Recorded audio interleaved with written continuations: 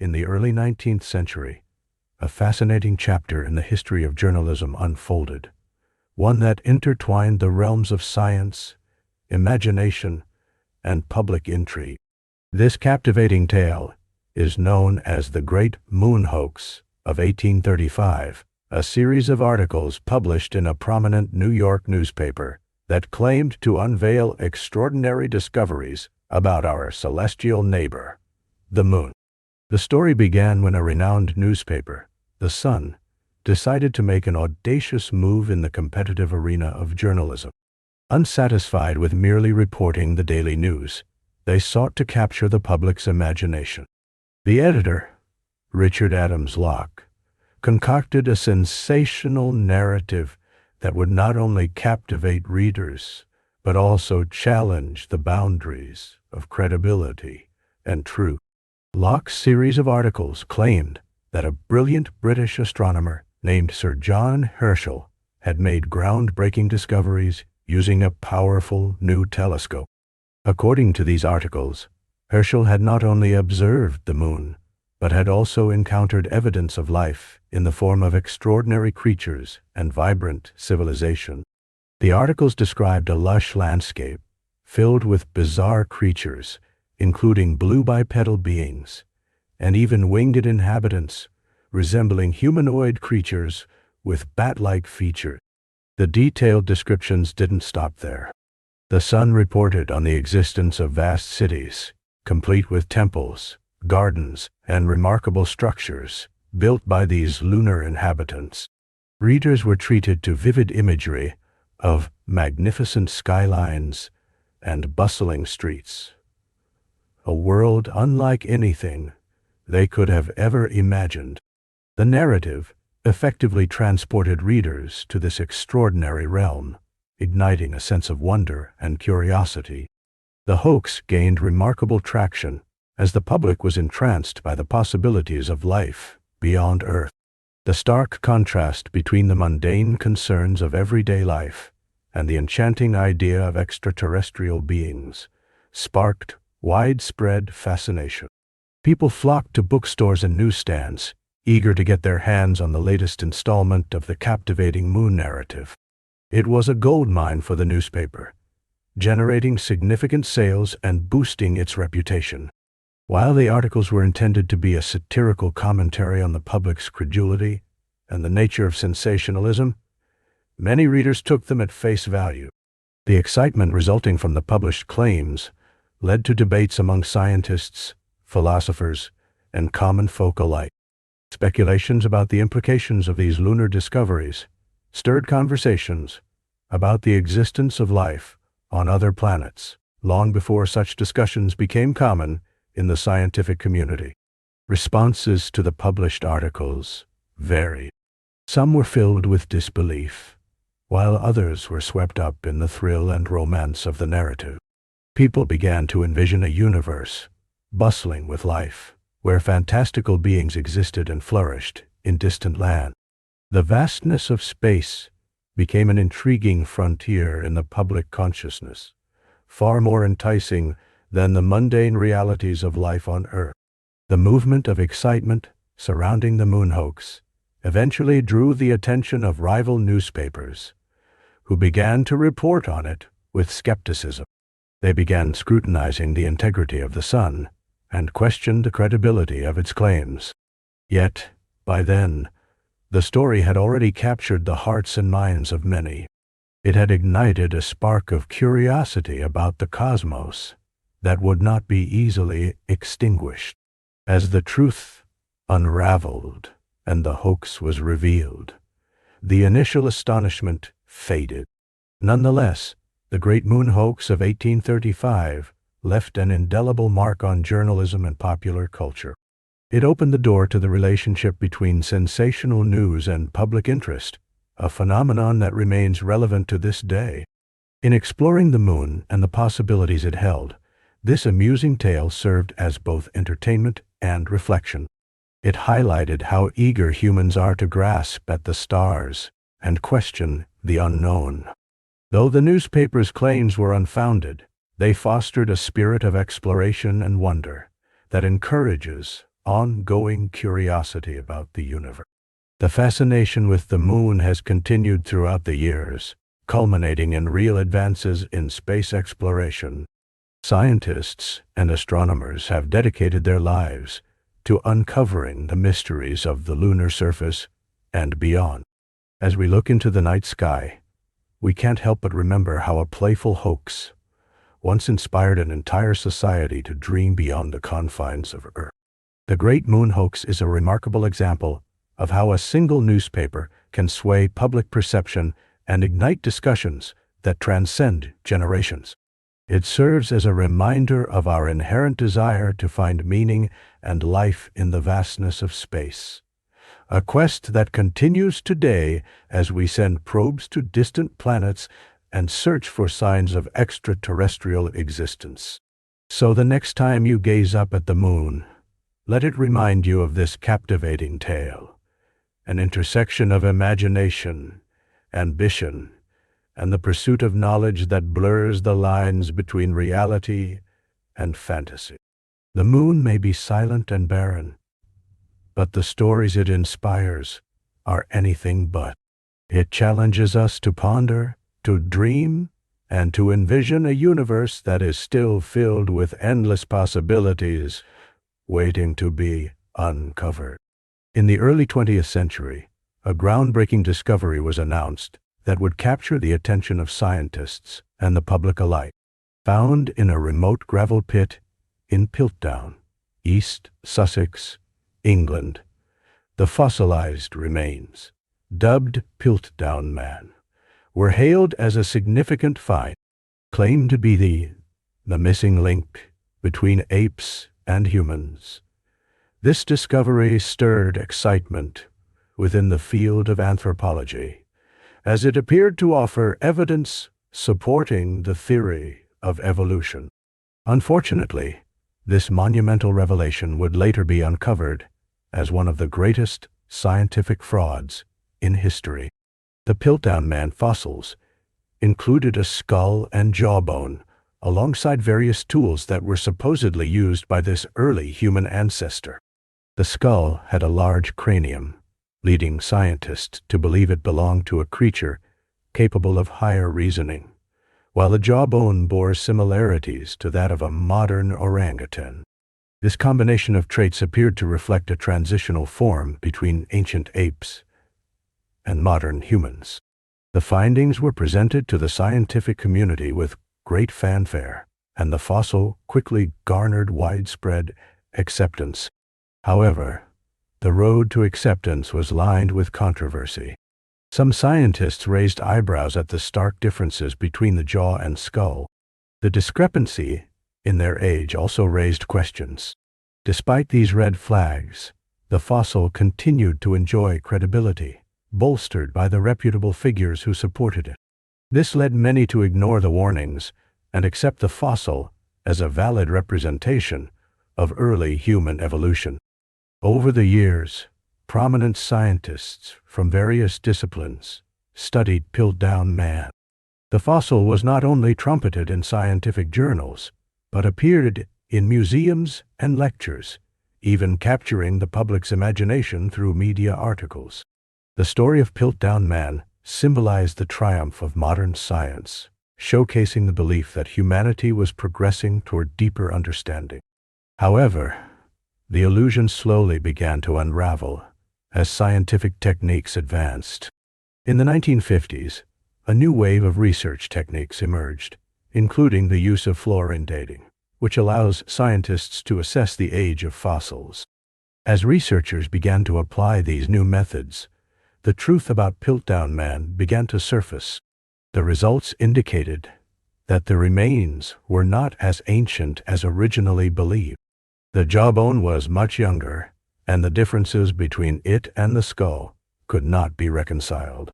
Furthermore, scientists discovered that the teeth had been artificially shaped to support the supposed connection to human ancestry. The final blow came when new studies revealed the jawbone belonged to an orangutan and was deliberately altered to fit the narrative of a transitional form. It became painfully clear to the scientific community that the entire scenario had been orchestrated to deceive. The hoax had been successful for decades, fooling skilled anthropologists, biologists, and the general public alike. The exposure of Piltdown Man as a forgery had profound implications for the field of anthropology and beyond. It served as a grim reminder of the potential for human error and the fragility of scientific consensus. During the years, it was accepted as a legitimate fossil. It led researchers to pursue false lines of inquiry, which wasted valuable time and resources.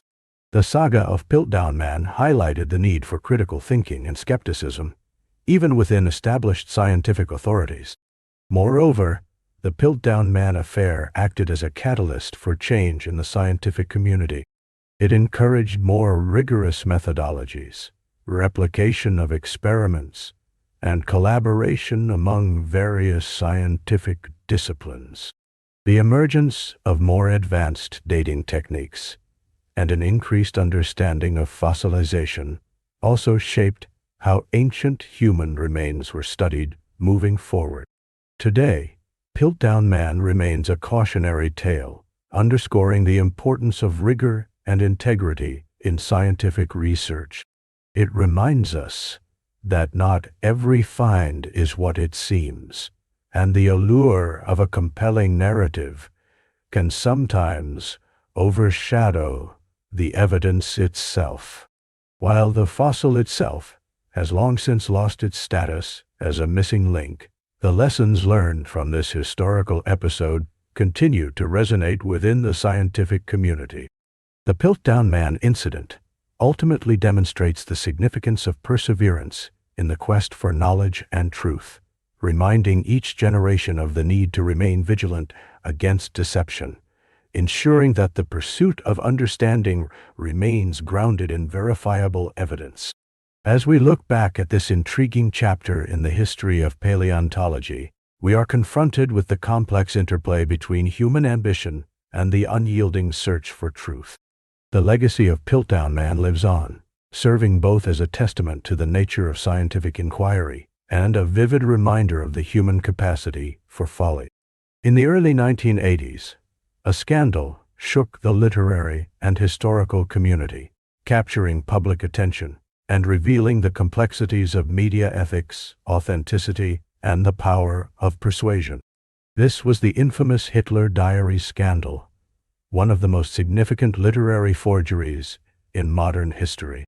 It all began when a collection of supposed diaries, written by Adolf Hitler, surfaced in West Germany and quickly captured the interest of major publications across the globe.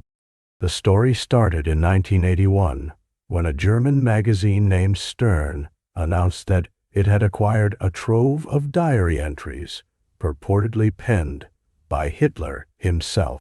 These diaries reportedly detailed Hitler's thoughts and experiences during World War II, providing a rare glimpse into the mind of one of history's most notorious figures. In an era when many sought to understand the psyche of Adolf Hitler, these writings appeared to be a goldmine of historical insight. Stern presented the diaries with much fanfare, unveiling them to the public with an impressive three-part series. The excitement surrounding the diaries was palpable. This was not just any discovery. It was a chance to peer into the thoughts of a dictator whose actions had shaped the course of the 20th century. Scholars were eager to interpret the writings. Journalists were motivated to showcase a significant news story, and the public was curious about the revelations that these pages might hold. As the story gained momentum, other prominent publications, including Der Spiegel and the New York Times, became interested in the diaries. Their allure lay not only in their alleged authenticity, but also in the implications they carried.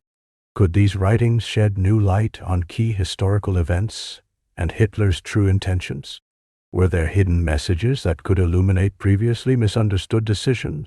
The potential was immense, and the media frenzy escalated.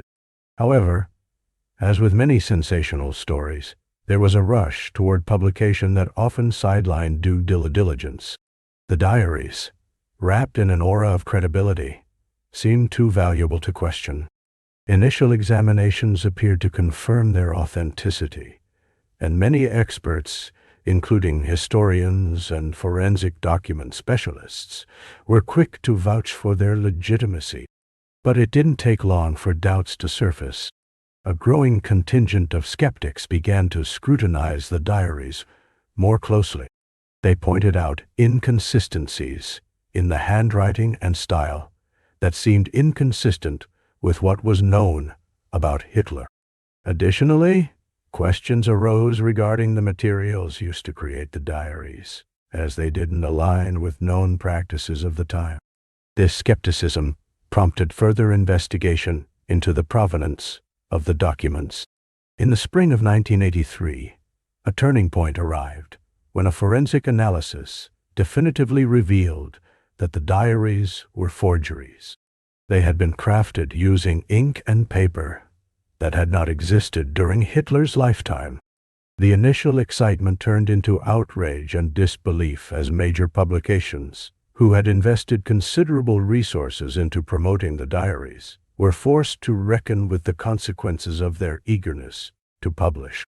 The scandal had severe repercussions.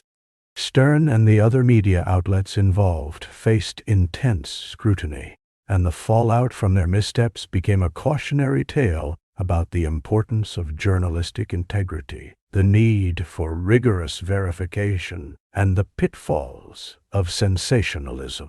Questions regarding how they could have been so thoroughly misled haunted the industry. This incident highlighted the challenges facing journalists in an age that increasingly leaned towards faster reporting and viral stories. Moreover, the man behind this elaborate deception was later revealed to be Konrad Kujau, a skilled forger who had already established a reputation for creating fake documents. Kujau had not only created the diaries, but had also meticulously crafted a backstory that made his forgeries seem credible. His ability to manipulate the desires of publishers and the public for sensational revelations reflected a broader theme regarding the intersection of truth and fiction in the media landscape. As the scandal unfolded further, it raised important discussions about the nature of historical narrative. How do we ascertain the truth in an age where misinformation can spread like wildfire? What responsibilities do media outlets have in ensuring the information they share is accurate?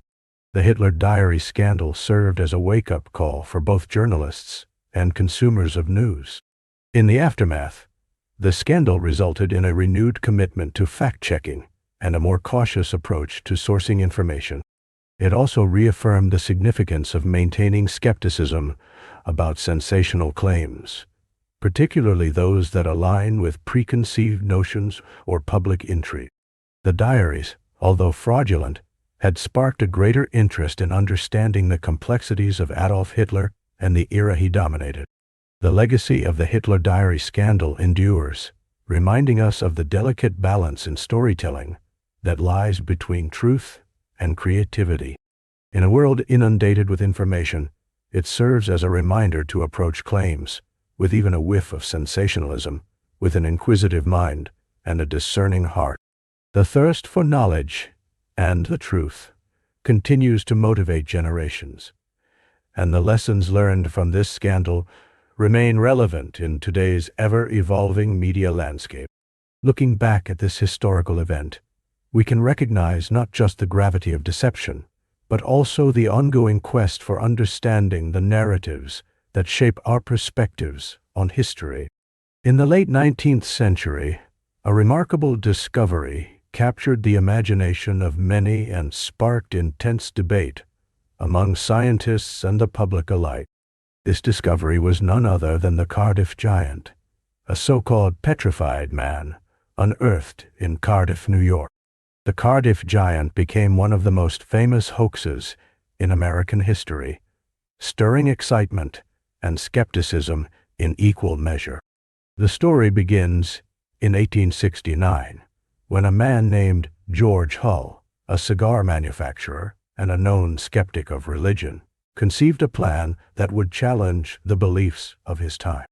Hull was deeply influenced by the belief in giants as described in biblical texts, specifically the passage in the book of Genesis, which speaks of the Nephilim, giants who roamed the earth. This fascination led him to create what would become the Cardiff Giant, a 30-foot tall figure he claimed was a petrified prehistoric man. Hull went to great lengths to create his masterpiece. He purchased a large block of gypsum, which he then had sculpted to resemble a human figure. Once the figure was crafted, Hull buried it on a farm owned by a friend, claiming it would serve as a curiosity to attract visitors and, potentially, financial gain. After several months, Hull hired laborers to dig up the figure, claiming it was a miraculous discovery. Once unearthed, the Cardiff Giant created a sensation. People flocked to see the enormous figure, and as word spread, so did the hype.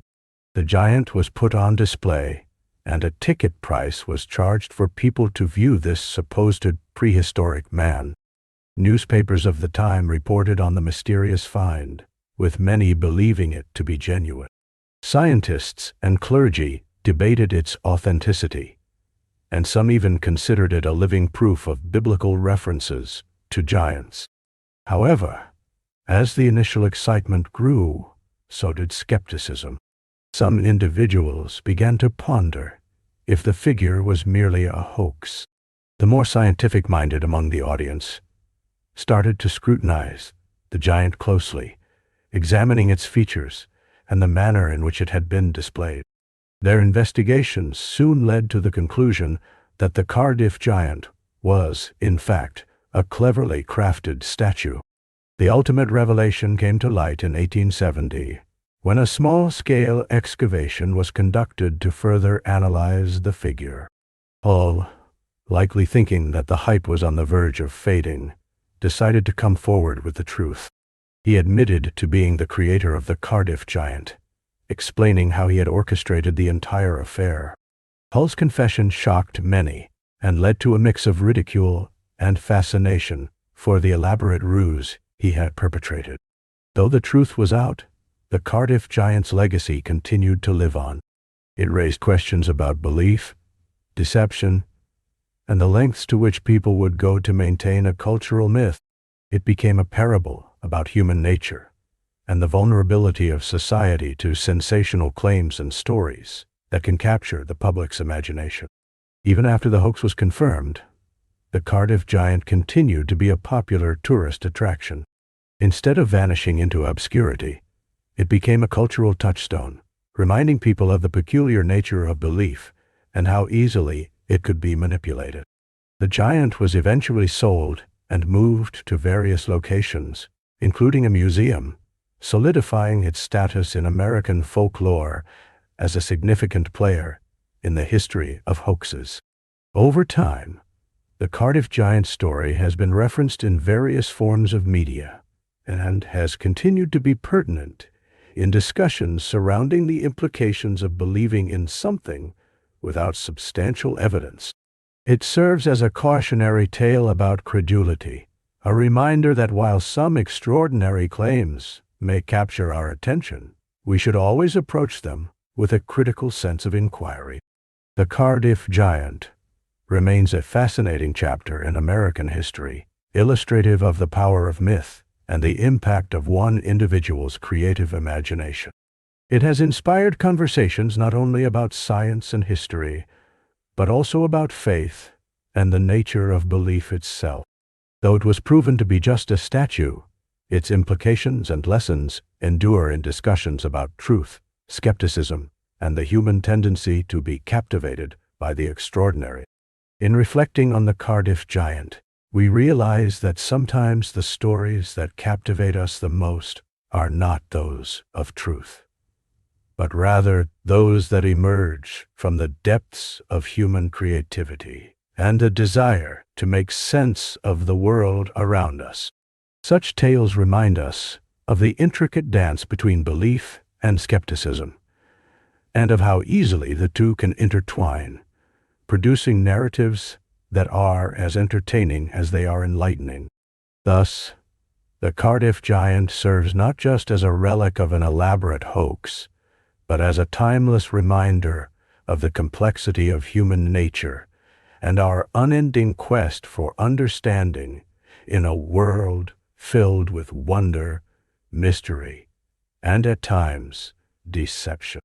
In the early morning of April 21st, 1934, a photograph captured something extraordinary.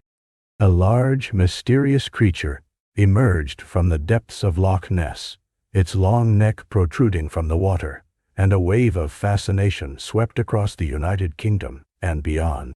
This photograph, known as the Surgeon's photographic, became the most famous image associated with the Loch Ness monster, solidifying its place in folklore and inspiring countless stories, sightings, and hunts.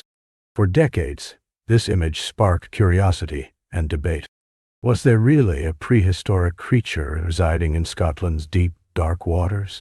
Many enthusiasts and investigators flocked to Loch Ness, hoping to catch a glimpse of the elusive beast. The photo was occasionally touted as evidence of a long-extinct dinosaur, or a giant aquatic animal capable of evading detection for centuries. However, the reality behind the photograph is far less mysterious. In 1994, a man named Christian Sperling, who was connected to the original photographer, revealed the truth behind this iconic image. It turned out that the famous photograph was not an authentic capture of a creature from the deep, but rather a carefully crafted hoax. Sperling, along with his stepfather, had concocted the scheme. They used a toy submarine modified to resemble a creature with a long neck and a small head. The duo placed the model in the water and took several pictures, ultimately selecting the best one for public consumption. This submarine, rather than a legendary monster, was responsible for the commotion that followed. The photograph itself was taken by Colonel Robert Kenneth Wilson, a prominent London-based surgeon who had been drawn to Loch Ness by the legend. His photograph stirred public imagination and galvanized enthusiasts, but his motivations for involvement in the hoax were more personal. Wilson was said to have pursued the story not for fame or notoriety, but to contribute to an already growing mystery. Even after the truth came to light, the fascination surrounding the Loch Ness monster did not diminish dramatically. The legend had transcended the photograph, continuing to captivate enthusiasts and casual observers alike. Sightings still occur, and stories of encounters abound, drawing tourists from around the world to the picturesque shores of Loch Ness. The story of the surgeon's photograph serves as an interesting case study in how legends are born and nurtured, and how easily human curiosity can be sparked. The hoax, while debunked, created a cultural phenomenon that thrived on myth and speculation, illustrating the powerful grip that mystery exerts on the human imagination. Scotland's Loch Ness, with its haunting beauty, continues to be steeped in layers of myth and folklore. The murky waters are captivating, and the landscape, dotted with castles and ancient ruins, adds to the allure. Local businesses capitalize on the ongoing fascination, offering everything from Nessie souvenirs to specialized boat tours.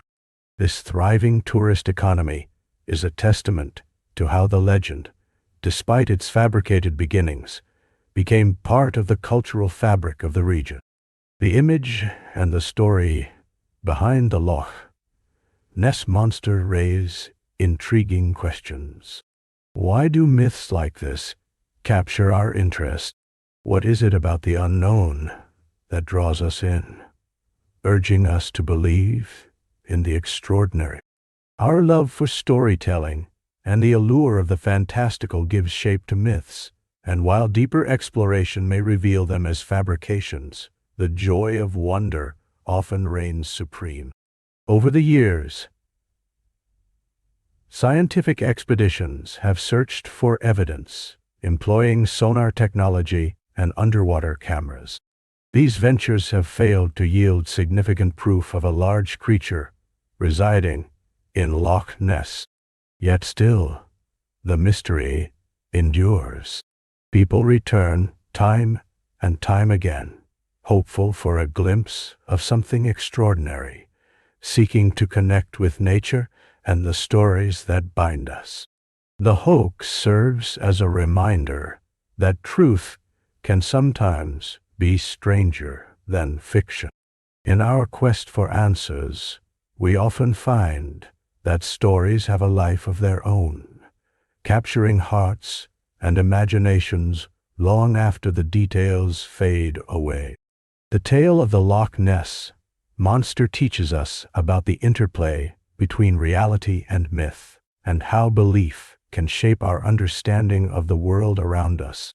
As we ponder the secrets held within Loch Ness, we also explore the depths of human creativity and the lengths we go to in seeking connection, narrative, and mystery. This captivating saga, though it may have started with a simple toy and a playful deception, has evolved into a rich tapestry of lore that continues to intrigue and inspire generations to come. So, the next time you gaze upon the shimmering waters of a loch, let your imagination wander. Allow yourself to marvel at the stories that have been passed down through the ages, and remember that within every legend lies a spark of truth, and perhaps a little bit of playful folly. This combination of wonder and skepticism can fuel our greatest adventures, leading us into the depths of the unknown. The legend endures, drawing us in and inviting us to explore the mysteries that remain. In the fascinating world of music history, few stories have reached the level of intrigue and speculation, quite like the rumor surrounding the iconic Paul McCartney of the Beatles. This urban legend, often referred to as Paul is Dead, emerged in the late 1960s and has captivated the imaginations of fans and conspiracy theorists for decades. Let's dive into the details of this peculiar narrative and explore how it has evolved over time. The story begins in 1967, following the release of the Beatles' album Sgt. Pepper's Lonely Hearts Club Band. It was during this era that whispers started circulating, suggesting that Paul McCartney had tragically passed away in a car accident. However, according to the theory, the remaining members of the band decided to cover up his death to maintain their popularity and preserve the group's legacy. They allegedly recruited a lookalike to step into McCartney's shoes and continue the band's career. To those first hearing this unusual tale, it may sound outlandish. However, fans began to scour through the Beatles' music and artwork, searching for hidden clues that might confirm this conspiracy. Numerous supposed indicators were claimed to exist within their songs and album covers, thereby fueling the narrative further. For instance, people cited that the album Abbey Road, featuring the famous image of the band walking across a zebra crossing, holds specific symbolism. Conspiracy theorists suggested that Paul, barefoot in the photo, represented his supposed status as an outlaw or a spirit. Moreover, listeners began to dissect the lyrics of various Beatles songs, insisting on finding secret messages. For example, if one played Revolution 9 in reverse, it was claimed you could hear the phrase, "Turn me on, dead man," which many took as a direct reference to McCartney's supposed demise. The more they looked, the more they believed they had stumbled upon a hidden narrative inside what many considered mere music. The media also played a crucial role in this unfolding drama. Articles began to emerge, asking if the conspiracy could hold any truth. The topic soon permeated popular culture, leading to widespread discussion among fans and skeptics alike. Some people even published pamphlets and zines dedicated to exploring every facet of the rumored mystery, leading to a community of enthusiasts eagerly delving into the hidden layers of Beatles lore. The Beatles themselves, however, did not directly address the rumor for quite some time. Paul McCartney, in particular, would occasionally playfully joke about it, acknowledging the absurdity of the claim without outright debunking any specific details. This ambiguity only added to the theory's allure and kept fans speculating about what was real and what was fabricated. With the passing years, the Paul is dead theory began to influence other artistic realms, inspiring films, songs, and even academic discussions. The insistence on finding hidden meanings and the allure of a deeper secret narrative became a widespread phenomenon in pop culture. The case of Paul McCartney served as an example of collective imagination at work, demonstrating how art can provoke both wonder and controversy. As time wore on, those who believed in the theory encountered criticism. Many argued that it was a prime example of how easily misinformation can spread, especially in an era devoid of instant verification that we enjoy today. The Beatles' stature as cultural icons only heightened the tension around the rumor, as their fans remained fiercely loyal, and the polarizing debate put some at odds with one another. In recent years, academics have even taken a closer look at the Paul is dead conspiracy, examining it through the lens of psychology and sociology. Why do people cling to such theories? What does the belief in these legends say about our relationship with celebrities, tragedy, and the fleeting nature of life? These questions continue to intrigue researchers, leading to a deeper understanding of human behavior and society's fascination with the narratives that surround our cultural icons. To many, the story of Paul McCartney's alleged death and replacement represents a rich tapestry of myth, creativity, and the power of speculation. It highlights how a simple rumor can ripple through time and culture, transforming the way we interact with music and each other.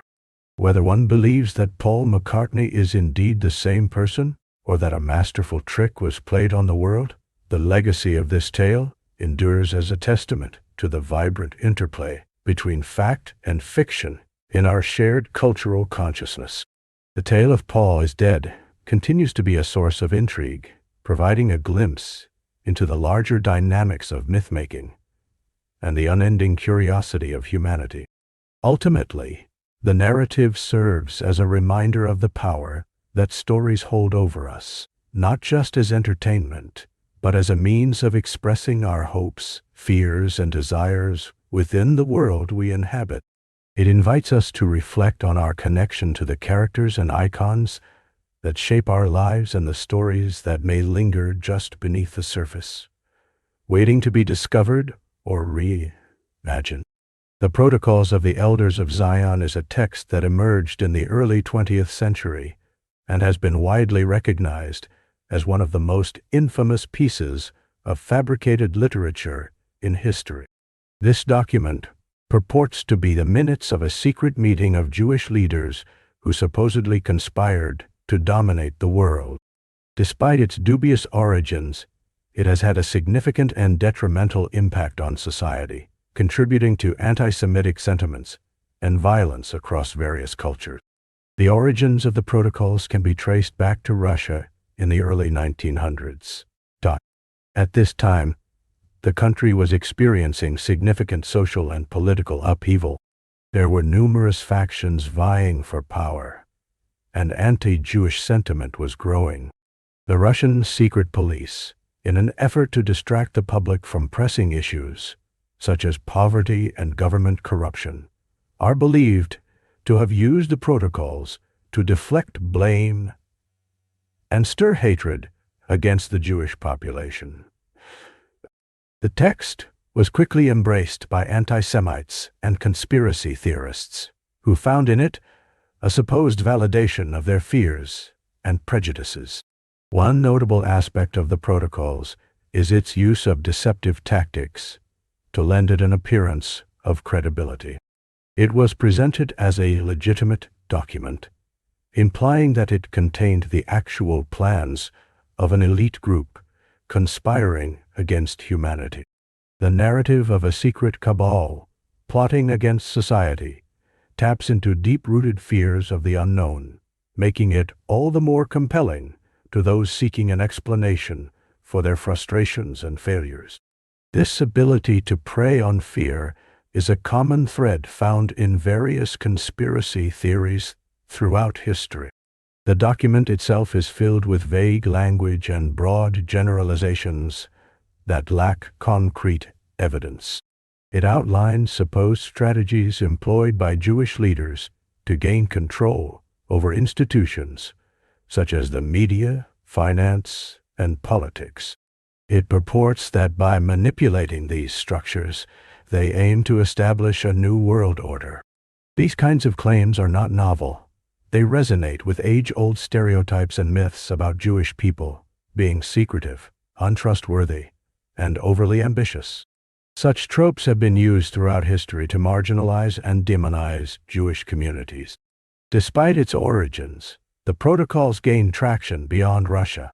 In the years that followed, it was translated into multiple languages and disseminated across Europe and the United States. It was exploited by various political movements, particularly by fascists and nationalists, who sought to unite their followers through a common enemy. In Germany, the document found a receptive audience and was even cited by the Nazis as evidence of a Jewish plot against the Aryan race. As a result, the protocols became a tool for justifying policies that led to widespread discrimination and violence. Scholars and historians have long since debunked the protocols, highlighting the numerous inconsistencies and the lack of any credible evidence supporting its claims.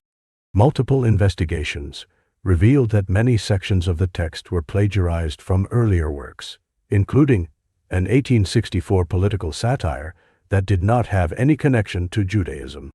Nonetheless, the document's impact continues to linger, as it has been referenced in numerous conspiracy theories throughout the decades.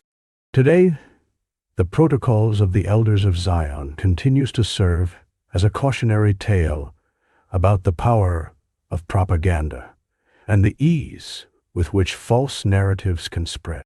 It reminds us to scrutinize the sources of information we consume and to be wary of messages that seek to divide us based on fear and paranoia. While this text has been thoroughly criticized by credible historians, the remnants of its harmful ideology persist in various forms.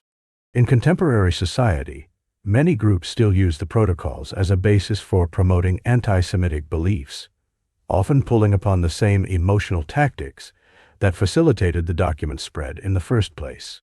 The imagery of a secretive and omnipotent group conspiring to control the world is both a powerful narrative and a dangerous one. It perpetuates cycles of hatred and undermines the value of understanding and empathy towards others.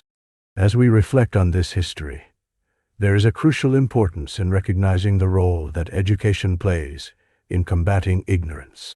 By providing accurate information and fostering discussions about our shared humanity, we can work to dismantle the harmful beliefs that fuel hate. The story of the protocols is not merely one of deceit. It serves as a reminder of our responsibility to challenge narratives that seek to divide rather than unite. Through awareness and reflection, there is hope for building a more inclusive society, one where knowledge prevails over deception, and where every individual is valued regardless of their background. Understanding the past is fundamental to creating a future that rejects the kind of manipulation evidenced by the protocols and embraces compassion and dialogue instead. On the evening of October 30th, 1938, millions of Americans gathered around their radios, immersed in the latest entertainment broadcast. Unbeknownst to them, a unique dramatization was about to unfold, one that would leave an indelible mark on broadcasting history. Orson Welles, a talented director and actor, stepped into the limelight with an adaptation of H.G. Wells' science fiction novel, The War of the Worlds. This adaptation, however, would not only entertain, but also provoke an extraordinary reaction across the nation. As the broadcast commenced, it began innocuously enough, with a faux musical program. Yet, it quickly shifted without warning to breaking news reports. Wells and his team skillfully crafted the narrative, incorporating sound effects and dramatic monologues to create a realistic atmosphere. This technique drew listeners into a world where Martian invaders were landing in New Jersey, wreaking havoc and spreading panic. The realism of the broadcast was key to its impact. As the fictional news bulletins unfolded, detailed descriptions of Martian machinery and the chaos that followed were delivered with such conviction that many people believed they were listening to an actual emergency. Reports of fiery explosions, death, and the struggle of humanity against an extraterrestrial force painted a vivid picture that gripped the nation. What made this broadcast particularly captivating was the context in which it was delivered. The late 1030s were a tumultuous time for America and the world. People faced economic uncertainty due to the Great Depression, and the threat of global conflict loomed as tensions rose in Europe. In this environment, fear and anxiety took root, making the fictional threat of Martian invasion feel all too real to many listeners. As the program went on, testimonies emerged from areas supposedly under attack, adding to the authenticity of the transmission. One well-known segment depicted a panicked narrator recounting a scene of destruction in Grover's Mill, New Jersey. The powerful auditory imagery forced listeners to envision the calamity, evoking strong emotions and a sense of urgency. Reports began to surface of individuals rushing to telephone lines to call friends and relatives, attempting to understand what was happening. Others fled their homes in terror, convinced that the end was near. The sense of wonder and fear transformed into a social phenomenon as people reacted instinctively to the unfolding drama. Some listeners, however, were skeptical. Many tuned in midway through the broadcast, perhaps unaware of the program's fictional nature. Newspaper articles later suggested that those who tuned in late were particularly vulnerable to misinterpretation, contributing to the overall panic. This phenomenon illustrated the power of radio as a medium capable of instilling both joy and fear within its audience. The aftermath of the broadcast was tumultuous. Newspaper headlines exploded with stories of outraged citizens and frightened communities.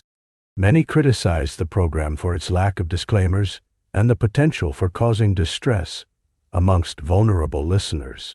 Orson Welles himself faced a whirlwind of public opinion, with some hailing him as a visionary artist and others condemning him for inciting chaos. In the weeks following the broadcast, studies were conducted to understand the psychology behind the mass panic. Researchers noted how mass media could dramatically affect public perception.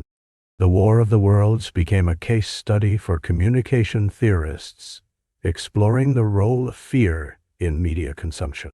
It raised questions about the responsibility of broadcasters and the ethical implications of realism in entertainment. In reflection, the War of the Worlds radio broadcast remains a fascinating example of how storytelling can transcend simple entertainment to evoke genuine emotional responses. The incident continues to resonate in discussions about media, ethics, and the potential consequences of reality versus fiction. Today, we can look back and appreciate the balance between art and reality, understanding how narratives can shape our emotional landscape. Whether it is through the lens of science fiction or any other dramatic format, storytelling holds the power to connect us, reflect our fears, and spark our imagination. As we delve into this significant moment in history, we are reminded of the importance of context, how our world influences our perceptions, and how creativity can lead to unexpected reactions. This event paved the way for the careful consideration of how stories are presented, reminding us that the line between fiction and reality is often more blurred than we might expect. In the realm of entertainment, The War of the Worlds broadcast stands as a testament to the impact of sound and narrative. It challenges us to think about the stories we consume and the emotional truths they represent, even in the outrageous context of extraterrestrial invasion. This cautionary tale of media influence remains a relevant topic as we navigate the complexities of modern communication and its effect on society. Ultimately, Orson Welles' ambitious production serves as both a historical marker and a reminder of the power of storytelling in shaping perceptions, fears, and experiences that resonate through time. The donation of Constantine serves as one of the most fascinating examples of historical forgery that has had far-reaching implications on the power dynamics of the medieval church and state. This document, which came to light in the 8th century, claimed to grant the Pope vast authority over large territories, including significant areas in the western part of the Roman Empire. This text was presented as a charter from the Roman Emperor Constantine the Great, supposedly issued after his conversion to Christianity. The story begins in the early Christian era. Under Emperor Constantine, the Edict of Milan in 313 AD legalized Christianity and ended centuries of persecution against Christians. His reign marked a pivotal turn in history as he laid the foundations for Christianity to thrive within the Roman Empire. Imagined within a century or two of his time, the donation of Constantine presented an enticing narrative that linked the Pope's authority to the legacy of one of history's most important figures. For many in the medieval period, the donation of Constantine provided an attractive foundation for the authority of the papacy. It was rich in details that positioned the assembly of Christian leaders in Rome as the rightful successors to the imperial power, thereby elevating spiritual authority to match that of the secular leaders. This document asserted that Constantine had transferred his authority to the Pope, claiming control of territories like the city of Rome and the western provinces. Its implications were significant, enhancing the power of the papacy at the expense of local rulers and intertwining the church with state affairs. Throughout the Middle Ages, the document was wielded like a sword in the political landscape, allowing popes to assert dominion over bishops and bring kings to heel. Various rulers found themselves succumbing to the papal influence, often bending the knee in acknowledgement of the purported authority conveyed in the donation. The narrative promoted by this document created a powerful theological justification for the governance of Europe by the Church, which sought to unify Christendom under a single spiritual leadership. Fast forward to the Renaissance, nearly 7 centuries later, scholars began to critically analyze historical texts as the humanist movement invigorated arts and letters. In this new age of inquiry, a monk named Lorenzo Valla offered opinions that would challenge the presumed authenticity of the donation of Constantine. With a meticulous examination of the Latin used, which was inconsistent with the style of the 4th century, Valla pinpointed that the text reflected the language and syntax of the 8th or 9th century instead. This was key evidence that the document was indeed forged. Lorenzo Valla's investigation did not only challenge a single text, but set in motion a broader reevaluation of historical documents, encouraging critical thinking towards sources that had long been taken at face value. His work sparked debates that questioned other aspects of politics and power, ultimately weakening the extravagant claims of papal authority that had been so solidified by the donation over centuries. As Vala's findings gained traction, the ripples of this revelation shook the foundations of papal claims. If a document historically heralded as an essential cornerstone of power was fabricated, what did that mean for the broader hierarchy that had relied upon its existence? This conundrum served to instigate theological and political debates that would fuel the Reformation and alter the trajectory of Christianity in Europe. The power dynamics of the church and monarchies began to unravel as the truth behind the donation of Constantine became more widely accepted. With increasing awareness, tensions mounted between the papacy and emerging centralized states, leading to a period of critical questioning and bold reforms in practices and beliefs. The ramifications of Vala's work reverberated through history, showcasing the delicate and often contested nature of authority and legitimacy.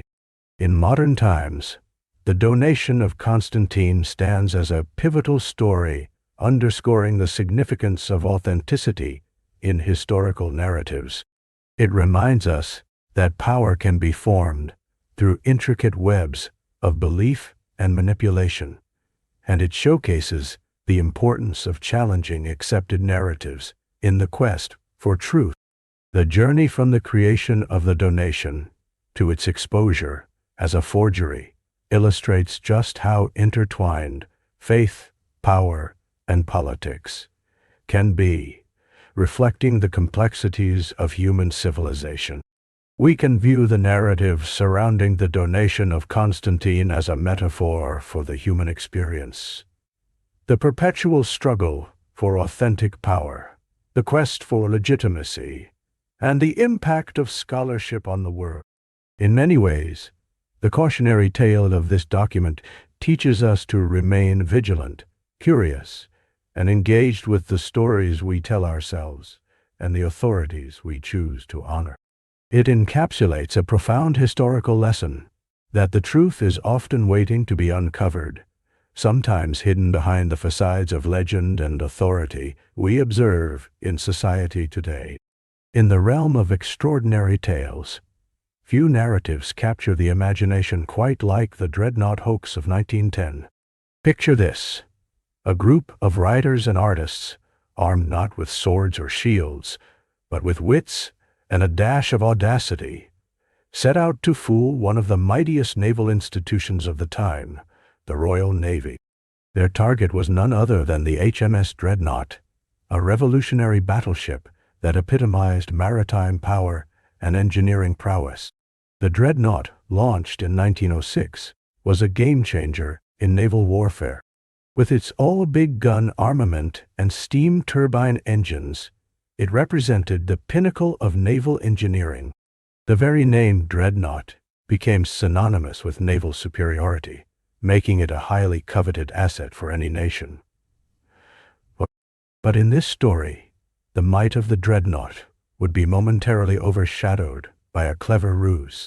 The masterminds of the hoax were part of an artistic and literary circle, including the likes of the renowned writer and artist Edward Charles Maddox Roberts and other members of London's bohemian elite. Inspired by the extravagant claims of royalty, the group devised a plan to impersonate Abyssinian princes. They crafted elaborate titles and invented a backstory, painting a picture of nobility that was as bold as it was fictitious. As the story goes, the group donned outlandish costumes that were meant to evoke the grandeur of an exotic royal court. They adorned themselves with bright colors and lavish fabrics, and adorned their heads with traditional headdresses. With their appearances set, their next move was to make an impression that would leave the Royal Navy incredulous. To facilitate their plans, they managed to secure an invitation to the HMS Dreadnought. This level of access to such a prestigious naval vessel was usually reserved for dignitaries and influential figures. Yet, the disguise and the preposterous title of prince were enough to intrigue the officers. After all, the allure of royalty is potent, and the Navy must have thought that the presence of potential allies would be beneficial. Upon arriving at the ship, the group was met with a flutter of excitement. They had managed to pull off the unthinkable. They were being treated like royalty. Officers bowed, and sailors saluted, showcasing the deference that comes with rank and title. The grand tour commenced, walking through the impressive corridors of the Dreadnought, where they marveled at its weaponry and engineering marvels. They feigned awe at the ship's capabilities, while all the while they were reveling in the absurdity of it all. What makes this story even more remarkable is how they managed to maintain their ruse. The writers were not trained actors, yet they played their roles flawlessly, feeding off the excitement and energy of their surroundings. They conversed in faux high-minded declarations, drawing from a blend of faux Abyssinian dialects and outlandish royal protocols. Can you imagine the laughter shared among them when they spotted regular sailors, amused and bewildered at the sight of these so-called princes being treated with such honor? Their antics did not go unnoticed. Reports and photographs quickly made their way into the newspapers, heightening the embarrassment of the Royal Navy when the true identity of these impostors was uncovered. Instead of eliciting anger or condemnation, the event sparked amusement across the nation. The cleverness of the hoax showcased the vulnerability of even the most powerful institutions when it came face to face with iconic charades. The fallout from the hoax was significant.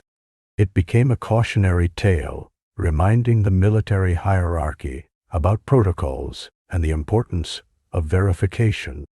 It highlighted the human propensity for credulity, the ability to accept extraordinary claims without sufficient evidence. Moreover, it sparked conversations about the assumptions held by the elite about authenticity and embellishment in the context of nobility. In the end, the Dreadnought Hoax of 1910 transcended mere embarrassment. It turned into a cultural phenomenon. It illustrated the boundaries between creativity and reality, showcasing how art and imagination could weave a spell that temporarily clouded judgment.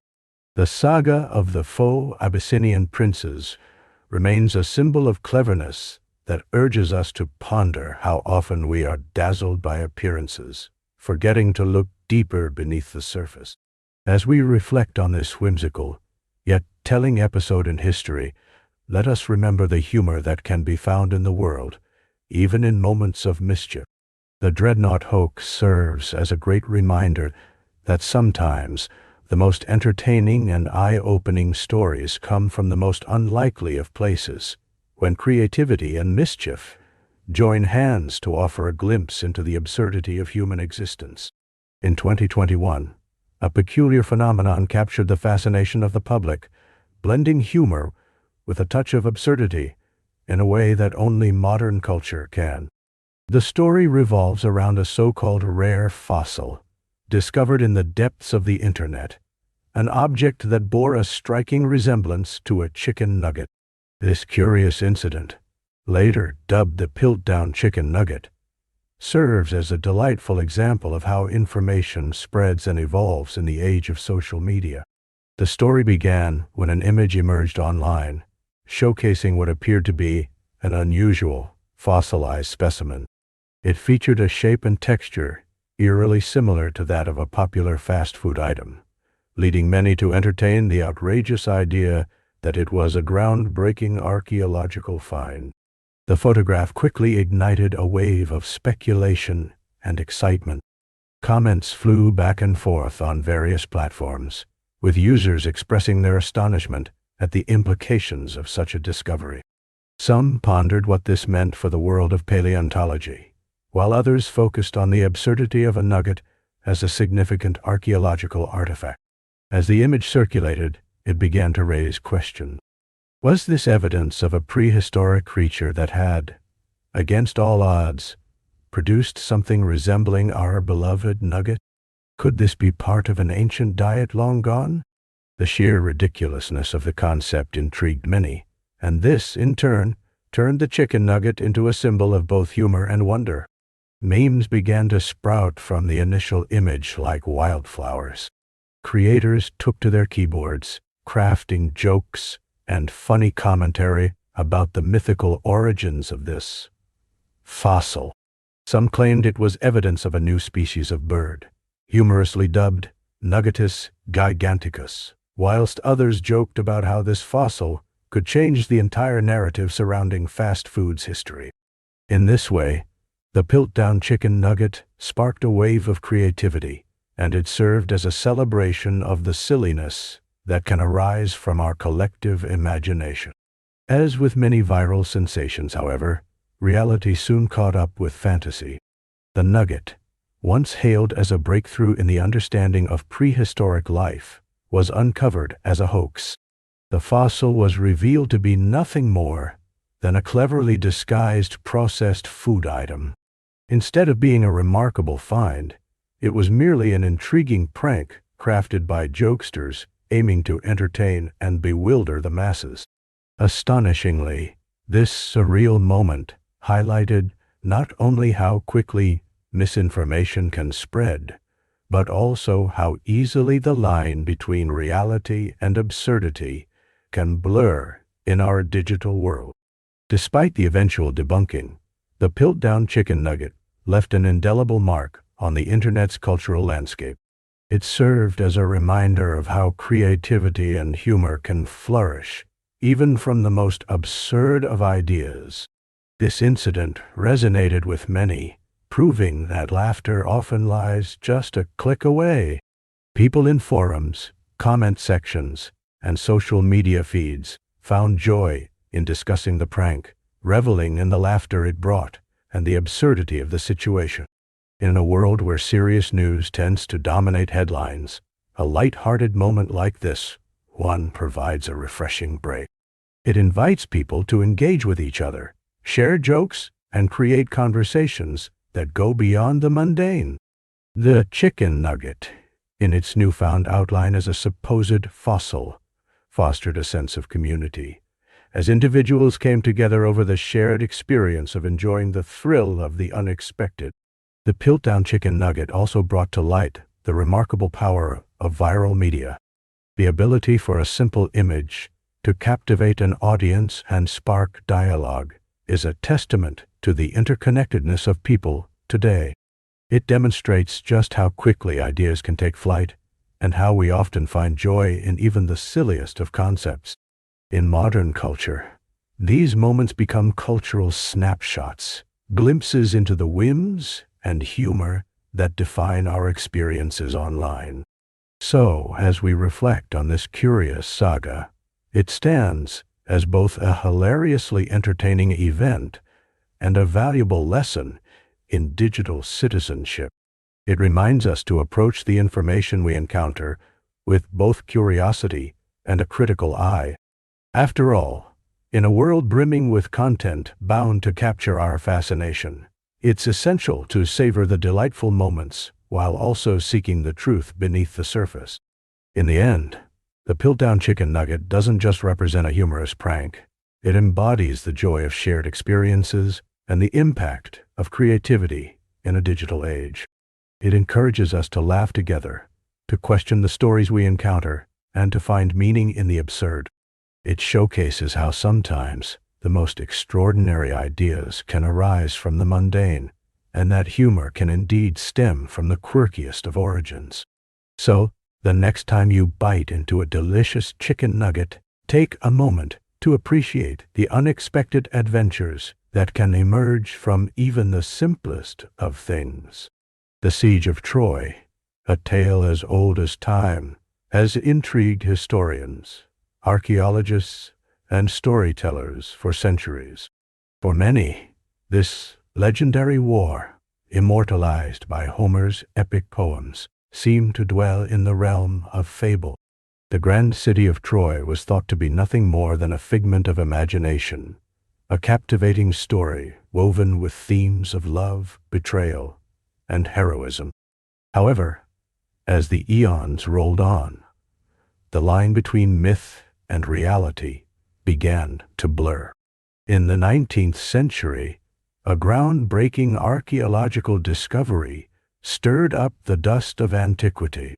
Beneath the layers of soil and time in what is now modern-day Turkey, a gleaming glimmer of truth emerged. That truth came in the form of ruins, artifacts, and remnants that suggested a once flourishing city that aligned startlingly with the tales of Troy. This new evidence challenged the long-held notion that Troy was purely a mythological creation. The discoveries weren't just scraps of stone. They were pieces of a puzzle that hinted at a sophisticated civilization. Excavations, led by Heinrich Schliemann, a German businessman and archaeologist, became pivotal. Schliemann's quest to find Troy was driven by a passion for the past and an ardent belief in the historical essence of the Iliad and the Odyssey. In the 1870s, he unearthed a site near Hisarlik, a hill in western Anatolia, that matched the descriptions of Troy found in Homer's works. As he unearthed treasure and ancient walls, the world began to reconsider the existence of this celebrated city. The archaeological site revealed layers of civilization stretching back thousands of years, showcasing a timeline of destruction, rebuilding, and cultural evolution. Among these layers, researchers identified what they deemed to be the remnants of a city that experienced a fierce conflict. This finding ignited excitement. Could it be that the legends, once thought to be purely fantastical, were rooted in historical events? Beyond the physical discovery of structures and artifacts, the narrative surrounding Troy prompted further investigation. Scholars began to examine the social, political, and economic factors that could have led to a conflict of such monumental proportion. What was the reason behind the strife among the Achaeans and the Trojans? The reasons painted a vivid picture of a world that grappled with power dynamics, trade routes, and alliances, much like today. The characters woven into the epic, like Hector, Achilles, and Helen, started to be examined through a different lens. Were they mere allegories, or did they reflect real individuals who fought bravely for noble causes? The exploration of their motivations and struggles breathed life into the story, merging historical analysis with literary interpretation. People began to visualize a bustling Troy, filled with merchants trading goods, warriors preparing for battle, and citizens going about their daily lives, full of hopes and dreams. Yet, even with these tantalizing finds, doubts lingered among historians and archaeologists. Scholars questioned the authenticity of the artifacts. Were they truly linked to the legendary Troy, or were they misplaced relics from an entirely different context? The discourse surrounding the finds became rich with debate. Was Schliemann's approach too hasty, overly romanticized? Or was it a daring leap into the realm of forgotten histories that deserved exploration? The ethical implications of discovery also painted a complicated backdrop. As excavation began, the question of ownership emerged. Who had the right to claim the treasures that spoke of a culture long past? Turkey took pride in its historical landscapes, and the delicate balance between respect for heritage and the pursuit of knowledge came under scrutiny. The Siege of Troy's story is not merely a historical account, but a symbol of humanity's desire to understand its origin. It reflects our need for connection to our past and the fusion of truth and myth. As further discoveries emerge and technology advances, the world watches with bated breath.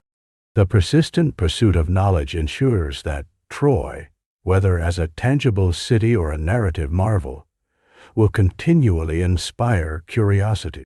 In light of emerging discoveries and ongoing debates, we now find ourselves reflecting on not only the story of Troy, but also the broader narrative of human history. Our desire to unearth the past drives us, pushing boundaries and igniting imagination.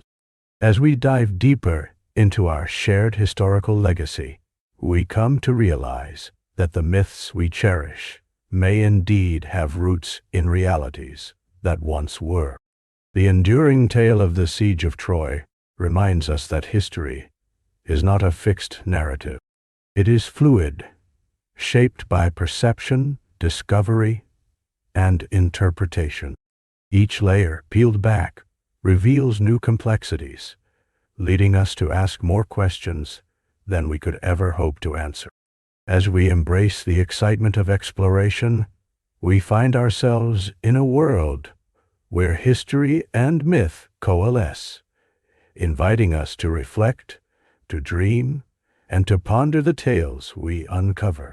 With every revelation, the legacy of Troy and all the stories intertwined with it gain fresh significance, urging us to explore our own narratives within this intricate tapestry of human experience. The remarkable journey from skepticism to discovery continues to challenge and inspire, lighting the way for future explorations of what was, what is, and what might yet be. In the vibrant tapestry of Victorian England, amidst its grandeur and societal complexities, a remarkable story unfolded that captured the collective imagination of the public and led to a trial that would echo through history. This is the tale of the Tichborne Claimant, an intriguing blend of mystery, deception, and the pursuit of identity. The saga begins in the mid-19th century with the unfortunate demise of Sir Roger Tichborne, the heir to a substantial fortune and the estate of Tichborne in Hampshire. When Sir Roger was lost at sea in 1854, while traveling to the distant shores of South America, a profound sense of loss engulfed his family. The Tichborne name, long associated with social prominence and wealth, faced an uncertain future. With no body recovered, doubts and hopes rose, creating a fertile ground for speculation. Fast forward to the year 1866, when a man claiming to be Sir Roger Tichborne returned to England after years away. This man, Arthur Orton, was a butcher from Wagga Wagga, Australia. Although he bore little resemblance to the missing heir, Orton's confidence and well-crafted narrative enchanted many. He claimed that after surviving a shipwreck, he had gone on an incredible journey through various countries, adopting a new identity as he traversed the globe. His story was filled with adventure, romance, and a desperate craving for recognition. As Orton began to garner attention, he found supporters who believed his assertions. They were drawn to the drama of his narrative and the possible reunion with wealth and nobility. However, his claim did not go unchallenged. The Tichborne family, still mourning Sir Roger and hoping to protect the integrity of their lineage, sought to investigate this enigmatic individual. A critical figure in this unfolding drama was Lady Tichborne, Sir Roger's mother, who, despite her waning health, was determined to uncover the truth. The Tichborne trials became a sensational spectacle. The courtroom was filled with supporters and skeptics, onlookers curious about the fate of the Tichborne legacy. As proceedings began, the intricacies of identity and truth were profoundly debated. Witnesses came forth, and the testimonies revealed much about societal norms concerning wealth, class, and recognition. Arthur Orton presented his life experiences with eloquence, but the challenge lay in convincing others of his truth. Questions were raised regarding his knowledge of family details, upbringing, and the relationships Sir Roger had maintained. Legal representatives scoured past records, family trees, and personal histories. The courtroom drama unfolded like a play, with intrigue at every turn. Detractors pointed out the differences in physical appearance and character between the claimant and the Tichborne legacy. It was a puzzling mismatch that piqued interest across the nation. Orton's charm was not enough to fully appease skeptics. Throughout the trials, forensic evidence emerged, shedding light on the authenticity of his claims.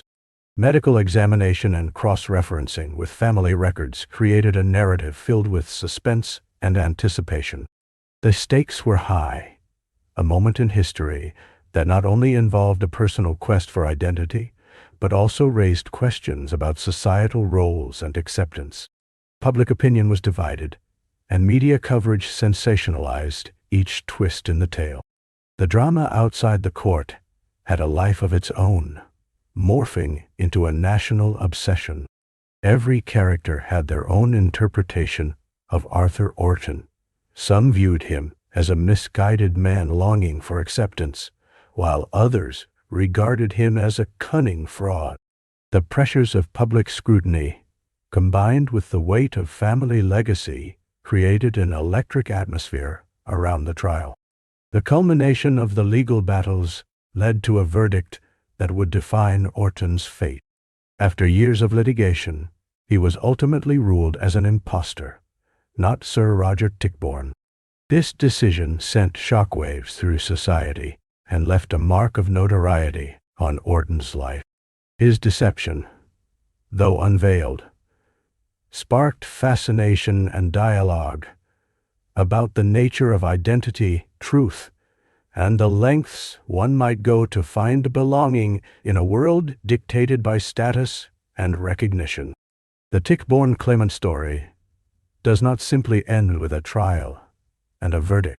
It resonates with themes that are timeless and universal: identity, belonging, and the yearning for acceptance. The public's enduring interest in this case speaks to a fundamental human experience. The questions it raised about truth and illusion continue to inspire conversations about who we are and how we understand ourselves in the eyes of society. Decades later, the legacy of the Tichborne Claimant remains alive in folklore and legal history.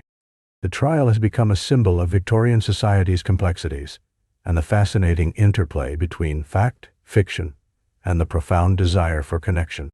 This narrative encourages reflection on personal identity and societal perception, reminding us that the search for who we truly are is often intertwined with the stories we tell. In exploring the boundaries of reality and perception, the Tichborne Claimant stands as a testament to the intricate human journey. Each character, each moment, embodies the essence of a society grappling with change and the enduring quest for truth in the shadow of wealth and legacy. This story is more than just events from a bygone era. It is a mirror reflecting the timeless struggles of life, identity, and the pursuit of self-understanding. In the summer of 1917, two young cousins, Elsie Wright and Frances Griffiths, captured the imagination of Britain and beyond with a series of photographs that claimed to show real fairies dancing in a garden. The story begins in Cottingley, a small village near Bradford, England. At the time, Elsie was 16 years old and Frances was just 10. Their family had a beautiful garden near the river, a perfect backdrop for childhood adventures. One day, while playing in the garden, the girls decided to take a few photographs. They used Elsie's father's camera, a very simple box camera. To their surprise, when the photos were developed, they claimed to spot something extraordinary in the images: tiny, ethereal creatures, fairies, frolicking amidst the flowers. They had no idea that their innocent play would lead to an uproar that would echo through time. The first photograph, featuring Frances surrounded by small fairy figures, was shown to family members who were astonished. When the images made their way to the public, they created a sensation. The photographs captured the attention of people who wished to believe in the magic of fairies. They were a part of a wider context in Britain during that time, when interest in the spiritual and the mystical was on the rise, especially after the devastating impacts of the First World War. Among the most notable figures to fall for this enchanting illusion was Sir Arthur Conan Doyle, the acclaimed author of Sherlock Holmes. A fervent believer in spiritualism, he was drawn to the idea that these images could be evidence of the supernatural.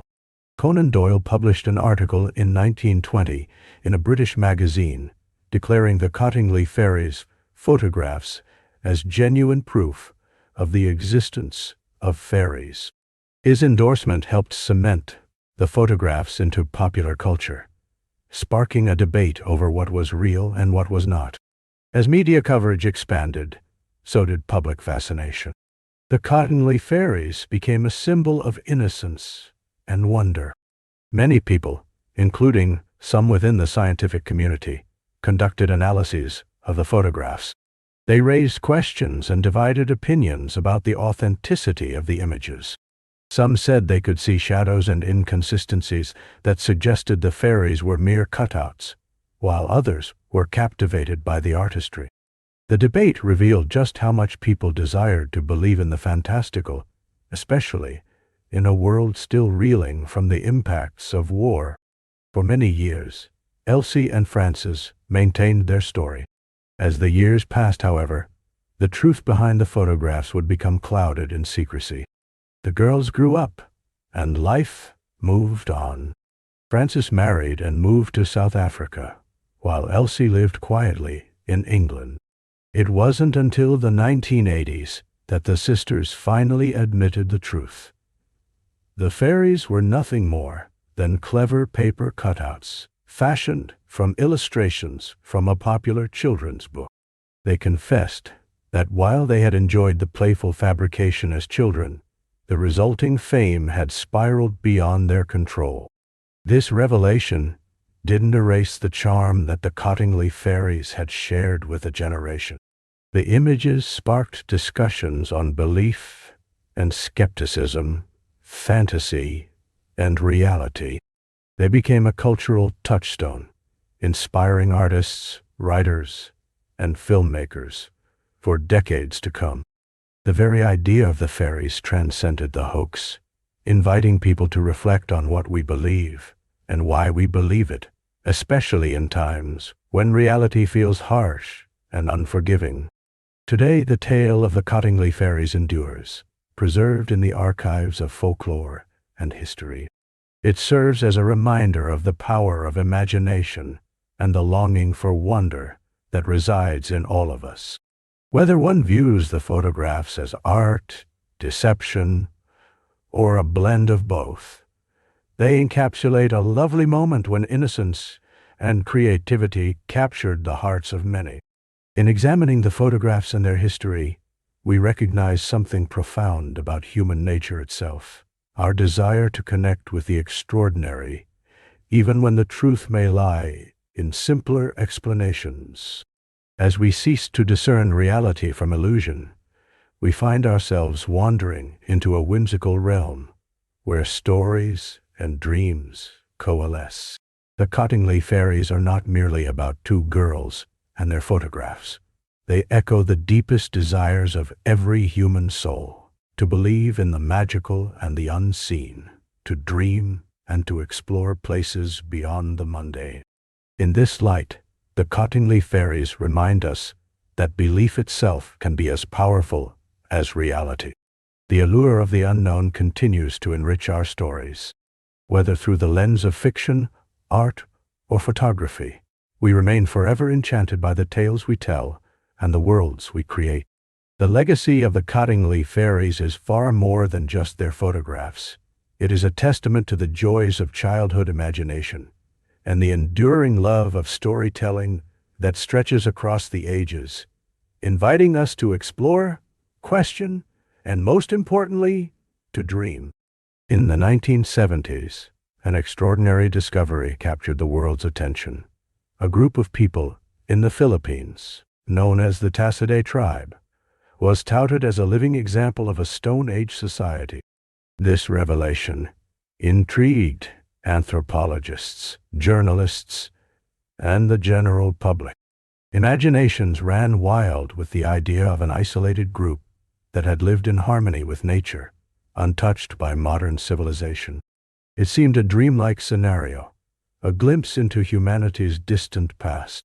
The Tasaday were first reported to the world in 1971, when Manuel Elizalde, a Filipino politician and adventurer, introduced them to the public. With their primitive tools, simple attire, and unspoiled lifestyle, they were depicted as a society living off the land, without the influence of modern technology or culture. The portrayal was enticing, sparking interests from researchers who wanted to learn from this isolated tribe, preserving their way of life and culture in the process. The Tasaday were often shown living in caves, forging tools from stone, and foraging for food in the lush jungles of Mindanao. This image of an untouched tribe resonated deeply with people worldwide. It appealed to romantic notions of living close to nature, free from the stresses of contemporary life. Documentaries were made, articles were written, and the Tasaday became symbols of purity and simplicity.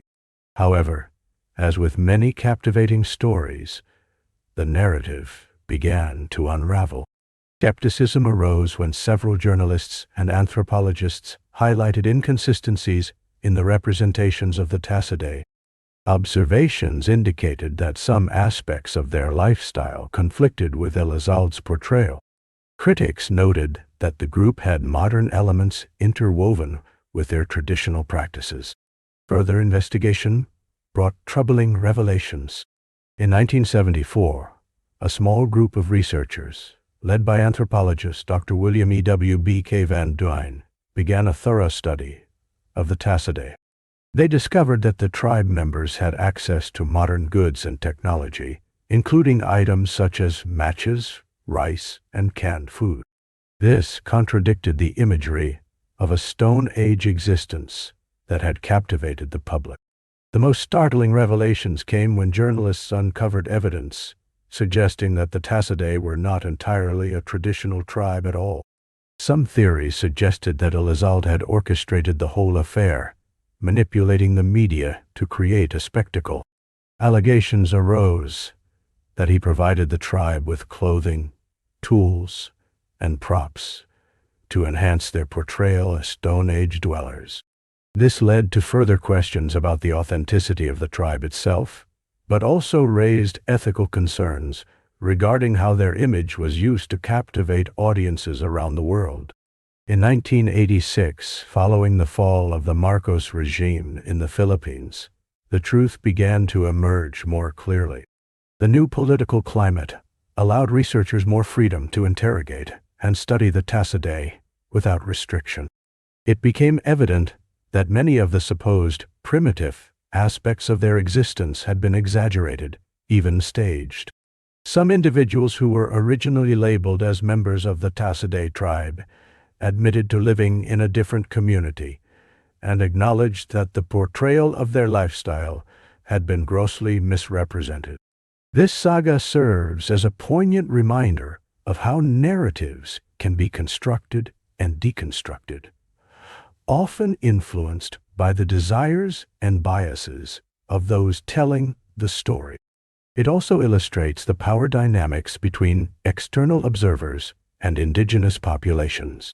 Explorers and researchers have historically been known to create narratives that can misrepresent the realities faced by the communities they study, usually resulting in a romanticized ideal instead of an accurate portrayal. As time went on, the Tasaday tribe became famous not just for their lifestyle, but also for becoming a symbol of the pitfalls of anthropological studies and media representation. Their story encourages a more cautious approach to the wonderful and enigmatic tales of indigenous cultures. In a world eager to discover the unique and beautiful facets of humanity's tapestry, the Tasaday remind us to tread carefully, ensuring that respect, truth, and genuine understanding are at the forefront. In conclusion, the story of the Tasaday tribe, initially framed as an awe-inspiring discovery, transformed over time into a complex narrative about truth, representation, and the responsibilities that come with storytelling. Their legacy is not only one of cultural curiosity, but also serves as an essential study in ethics surrounding anthropological engagement and media representation. It echoes the importance of approaching each story with an understanding of its depth, acknowledging the voices of those whose lives are being depicted, and ensuring their truths are honored. The Tasaday's journey from mythical Stone Age figures to a representation of the challenges in portraying indigenous cultures remains a significant lesson for future generations. In the world of academia, the quest for knowledge and understanding often intertwines with the realms of language, culture, and ideology. One intriguing episode that casts a sharp light on the dynamics of this interplay is known as the Sokal Affair.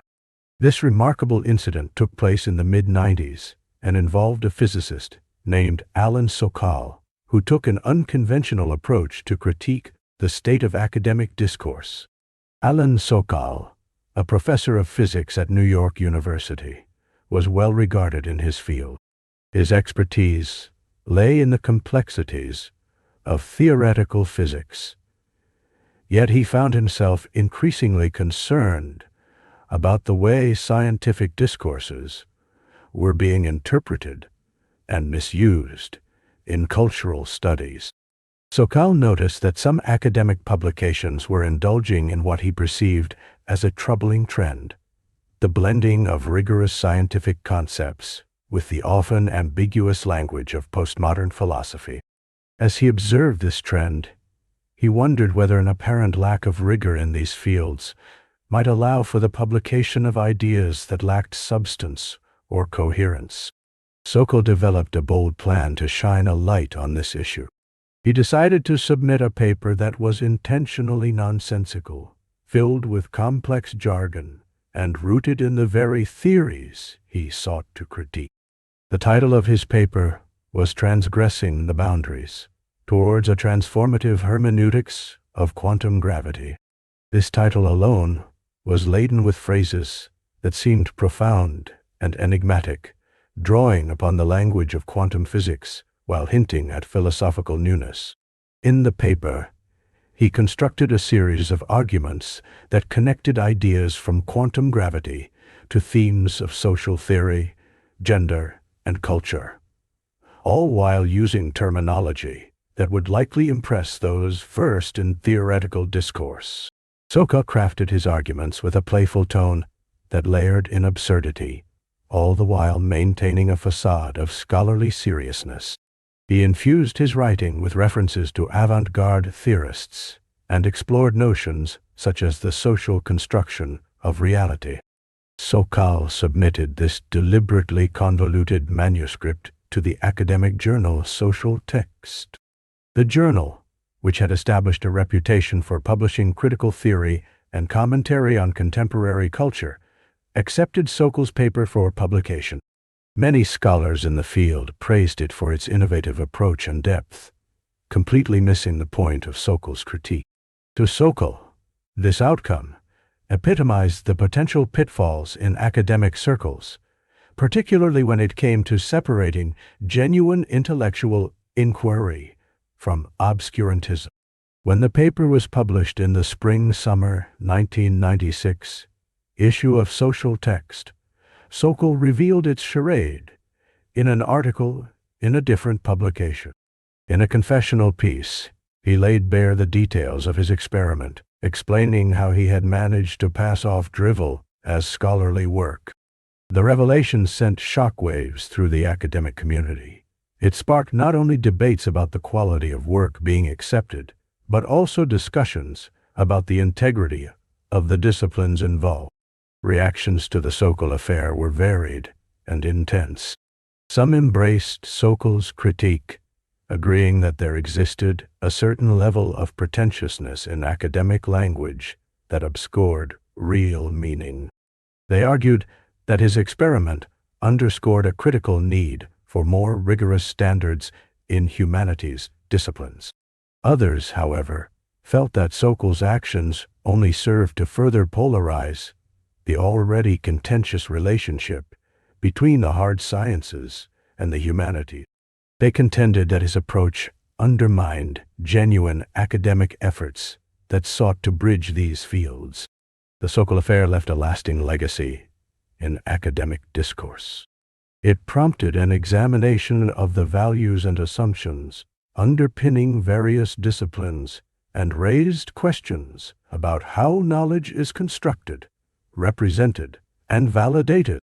Scholars began to reflect more critically on their own writing and the role that language plays in shaping academic discussions. The affair laid bare the chasms between different schools of thought and highlighted the importance of clarity and rigor in communication across disciplines. In subsequent years, the Sokal Affair became a point of reference in discussions about academic standards, interdisciplinarity, and the relationship between science and culture. It sparked a broader conversation about the nature of truth, the power of language, and the responsibilities of scholars to ensure that their work contributes meaningfully to collective knowledge. Sokal himself, while provocative in his approach, was not merely interested in ridicule.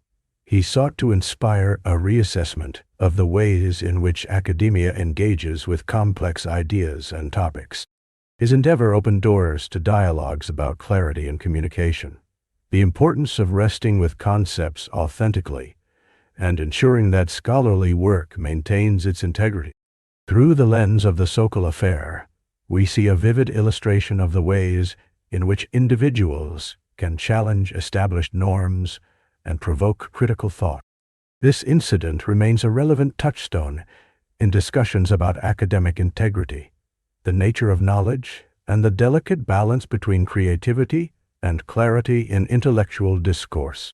The legacy of this affair, marked by its playful yet profound critique, continues to resonate as scholars and thinkers navigate the evolving landscape of academia. In the sphere of paleontology, few narratives are as captivating and perplexing as that of the Archaeoraptor fossil, an intricate tale that intertwines the allure of discovery with the shadows of deception. This story uncovers how a single fossil could evoke excitement about evolution, while simultaneously revealing how easily misinformation can blend into scientific dialogue. The tale begins in the late 1990s, in the remote regions of China, where a remarkable discovery was made. China's Liaoning province was a hotspot for fossils, especially from the Cretaceous period, and it was during this time that paleontologists unearthed fascinating specimens that promised to bridge the gap between dinosaurs and modern birds. Among these was the Archaeoraptor, hailed as a missing link in evolution, a term often used to describe a fossil that showcases a transitional form between two major species. Once the Archaeoraptor was unveiled, the scientific community buzzed with intrigue. This fossil appeared to possess feathers, a feature distinctly associated with modern birds, while also including features typical of theropod dinosaurs. It seemed to embody the evolution of birds from dinosaurs, providing substantial evidence for the theory of evolution and the development of avian species. The very idea that a dinosaur could sprout feathers and morph into a bird fascinated both scientists and the general public. Scientists dreamed of what such a find would mean for our understanding of evolution, a tangible piece of the puzzle displaying the transition from one category of animal to another over millions of years. However, as excitement swelled, deeper scrutiny into the Archaeoraptor's origins began. Researchers first acknowledged that this specimen had been acquired under dubious circumstances, raising eyebrows regarding its authenticity. The fossil was brought to the United States by a dealer, prompting serious questions about its provenance. Authentic scientific claims rely on verifiable evidence and ethical practices, so the whispers of a possible hoax began to spread among discerning scientists. As investigations progressed, it became increasingly clear that the Archaeoraptor was a product of mismanaged expectations and ultimately deliberate deception. Further examinations of the fossil revealed that it was not a unique specimen, but rather a composite crafted from various pieces of different animals. Some parts were distinctly theropod dinosaur bones, while others were from birds. a blend that created an illusion of a singular, groundbreaking find. The concoction implied a transitional evidence that simply did not exist in such a form. The implications of the Archaeoraptor fraud deepened the conversation about fossil authenticity, and it served as a powerful reminder of the rigorous standards needed in paleontological studies. The hoax led to a broader discussion about the integrity of scientific exploration. It illustrated how the desire for sensational discoveries could cloud judgment and lead to compromised research practices. In an age where information spreads rapidly, the Archaeoraptor served as an eerie example of how misinformation could penetrate even well-established fields. The fallout from the hoax uncovered more than just a fraudulent fossil. It highlighted the delicate balance between scientific ambition and ethical responsibility. It sparked initiatives aimed at improving fossil verification processes and raised awareness among paleontologists about the importance of diligent provenance in fossil discovery. The entire affair became a cautionary tale about the consequences of hastily disseminating information without adhering to strict scientific protocols. Importantly, the Archaeoraptor incident ultimately did not tarnish the legitimacy of the theory of evolution itself.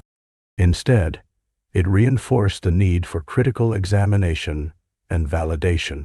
The quest to understand the lineage from dinosaurs to birds has continued, fostering genuine discoveries that shed light on the origins of flight and the remarkable features of early avian life.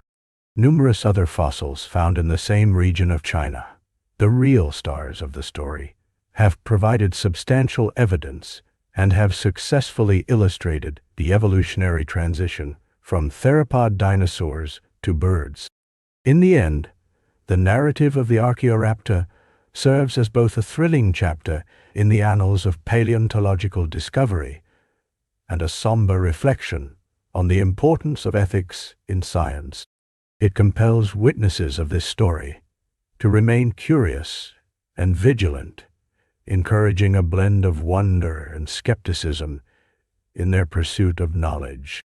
For every remarkable discovery that stirs the imagination, there lies the imperative to uphold the integrity of scientific inquiry.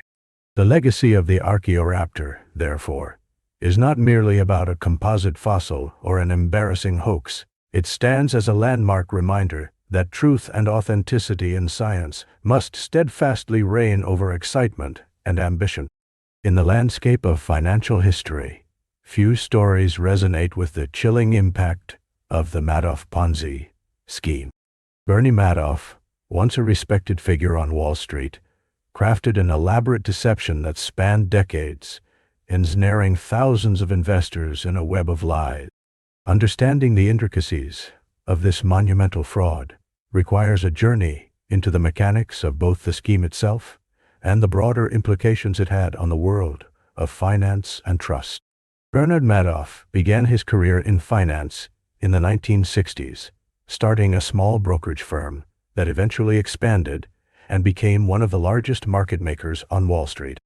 Madoff's reputation was built on innovation, as he was one of the first practitioners to employ computer technology for trading, which allowed him to execute trades efficiently and attract a large clientele. However, the success of his firm masked a sinister underbelly. The essence of the scheme lay in its deceptive simplicity. Madoff promised steady, consistent returns to his investors, claiming to use a unique investment strategy involving investing in various stocks. In reality, he was operating what is now known as a Ponzi scheme. This fraudulent system relied on the influx of new investors' money to pay returns to earlier investors, rather than generating legitimate profits from investments. As long as new capital flowed into the scheme, the facade of success could be maintained. Madoff's promises were incredibly appealing. He offered returns that far exceeded those of traditional investments, often claiming annual returns of around 10 to 12%, regardless of market conditions. Many investors, including wealthy individuals, charitable organizations, and even hedge funds, were drawn to the allure of guaranteed profits. This sense of security was especially potent during times of economic instability, when the potential for loss loomed large in the minds of investors. One of the crucial elements that allowed Madoff to sustain his fraudulent operation for so long was the strong trust he built within the financial community. He served as the chairman of Nasdaq and was well regarded among his peers.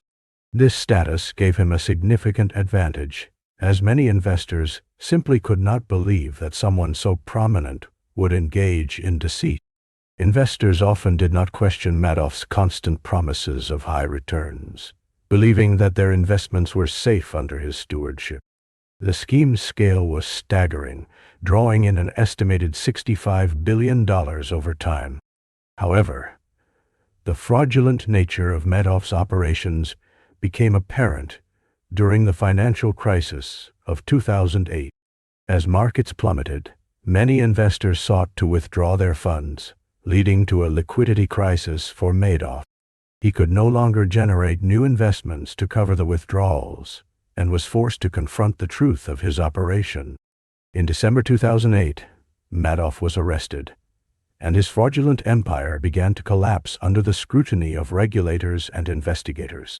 The fallout from the Madoff Ponzi scheme was catastrophic, affecting not only individual investors, but also charities and institutions that had entrusted their funds to him. Thousands were left devastated, with life savings wiped out overnight. The impacts were felt across the globe, illustrating the pervasive ripple effects of financial fraud. In the aftermath, regulatory bodies scrambled to improve oversight and protect investors from similar schemes. The case of Madoff raised serious questions about the credibility of the financial industry and underscored the importance of transparency and due diligence. Investors became more cautious, questioning the legitimacy of investment opportunities that promised unrealistic returns. One of the most profound elements of the Madoff story was how it exposed the vulnerabilities within the financial system. People began to realize that trust, once taken for granted, could be easily misplaced. Madoff's actions sparked discussions about the ethical responsibilities of financial professionals and the safeguards needed to prevent future fraud. Investors were encouraged to conduct thorough research, ask critical questions, and seek independent advice. Beyond the financial lot, the Madoff case serves as a powerful reminder of the interplay between trust and deception. It illustrates the human tendency to believe in the possibility of easy wealth and the lengths people will go to pursue their dreams of financial security. As we navigate an ever-complex financial landscape, the lessons learned from the Madoff fraud remain relevant today. Through the story of Bernie Madoff and his Ponzi scheme, we see a tragic tale of greed, betrayal, and the dark side of human nature. It reminds us that caution, vigilance, and integrity are paramount in a world where the promise of easy money can lead to devastating consequences. As the financial world continues to evolve, the legacy of the Madoff Ponzi scheme serves as a sobering chapter in the narrative of investment and trust, highlighting the need for continuous education and awareness in the pursuit of financial prosperity. In the late 18th century, a fascinating story unfolded in Germany, capturing the intrigue of science and the art of deception. At the center of this tale is a respected scientist named Johann Beringer, a professor of natural history at the University of Würzburg. Beringer's meticulous work in paleontology had earned him a solid reputation, and he was deeply committed to uncovering the secrets of the past through the study of fossils. However, the events that were about to transpire would challenge even his esteemed expertise. The plot began when Beringer stumbled upon a series of peculiar stones. These stones, which he would later term the Lying Stones, were unlike anything he had ever encountered. They were intricately carved, each displaying a variety of strange, detailed images of creatures that seemed to leap right out of another world. These weren't merely random shapes. They appeared to represent various forms of life, some even resembling everything from insects to fantastical animals that had never been documented in nature. Initially, Beringer was enthralled. He believed he had made groundbreaking discoveries that would change the understanding of the natural world.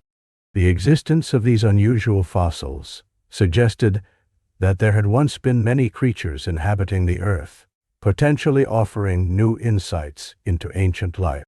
However, these remarkable finds were not the product of nature, but rather the result of an elaborate hoax engineered by a group of Beringer's own students. These students, with a mischievous spirit, had taken it upon themselves to create and plant these faux fossils around the area where Beringer frequently conducted his research. They meticulously carved these stones, imbuing them with a level of artistry and detail that could easily deceive even the most discerning eye. They placed these artifacts in strategic locations, knowing that Beringer would inevitably discover them. The clever combination of art, science, and trickery would lead to an extraordinary unraveling.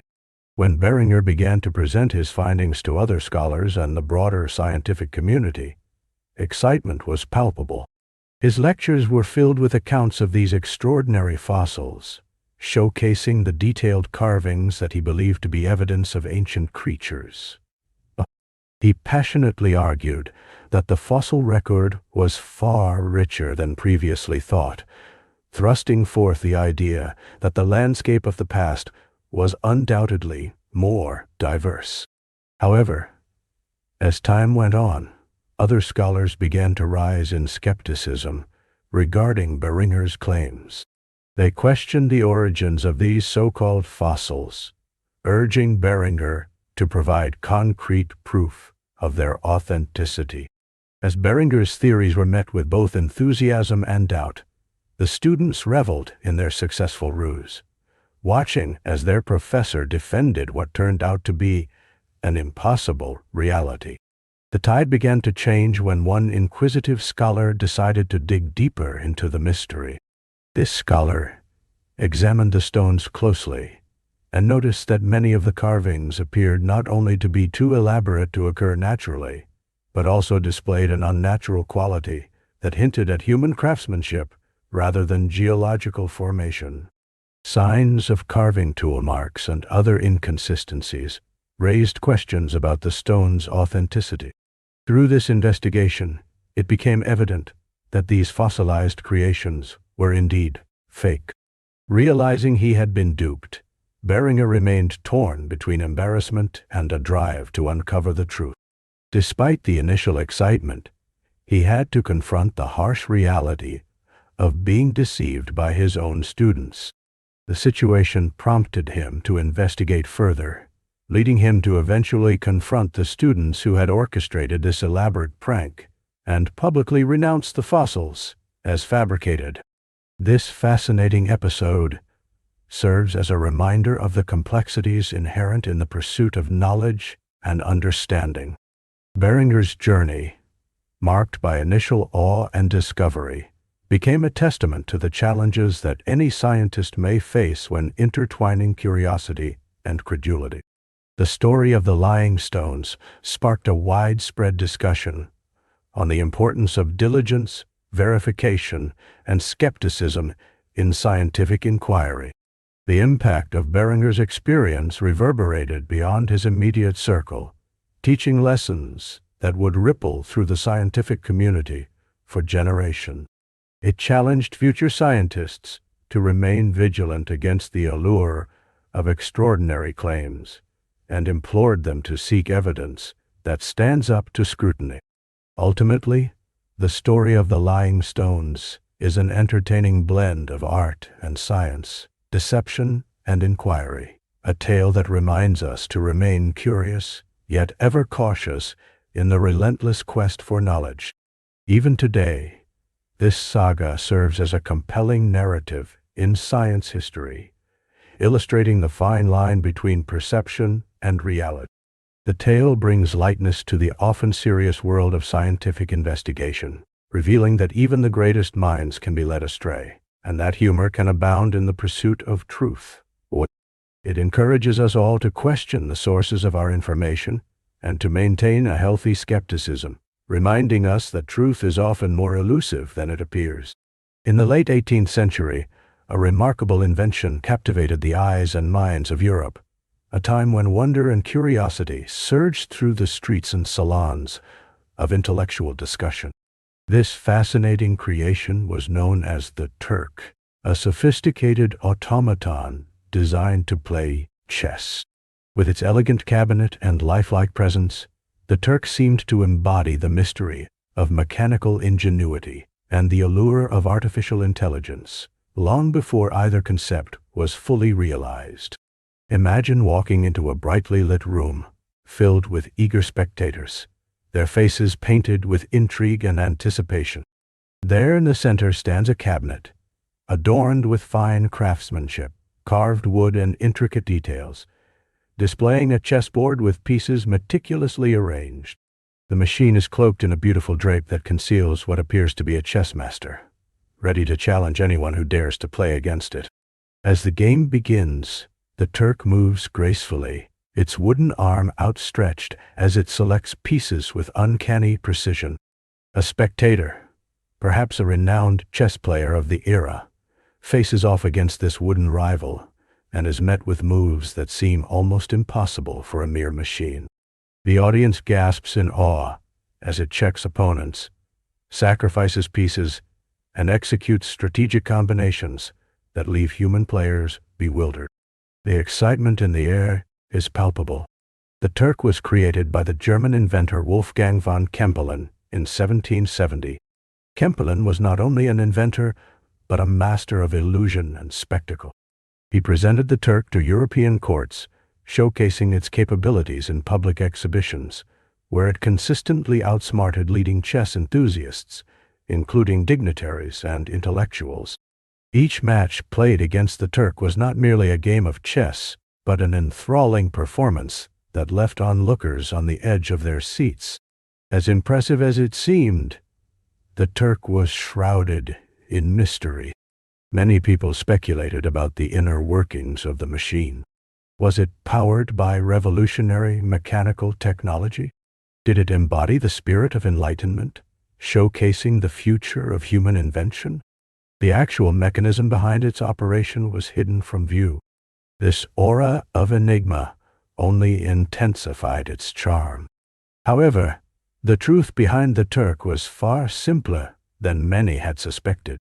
Inside the cabinet, there was hidden space designed to accommodate a skilled chess player who controlled the machine from within. This individual, often chosen for their chess prowess, maneuvered the pieces while hidden beneath the front panel.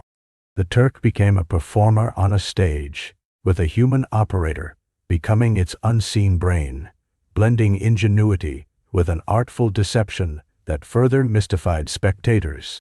The social implications of the Turk were notable.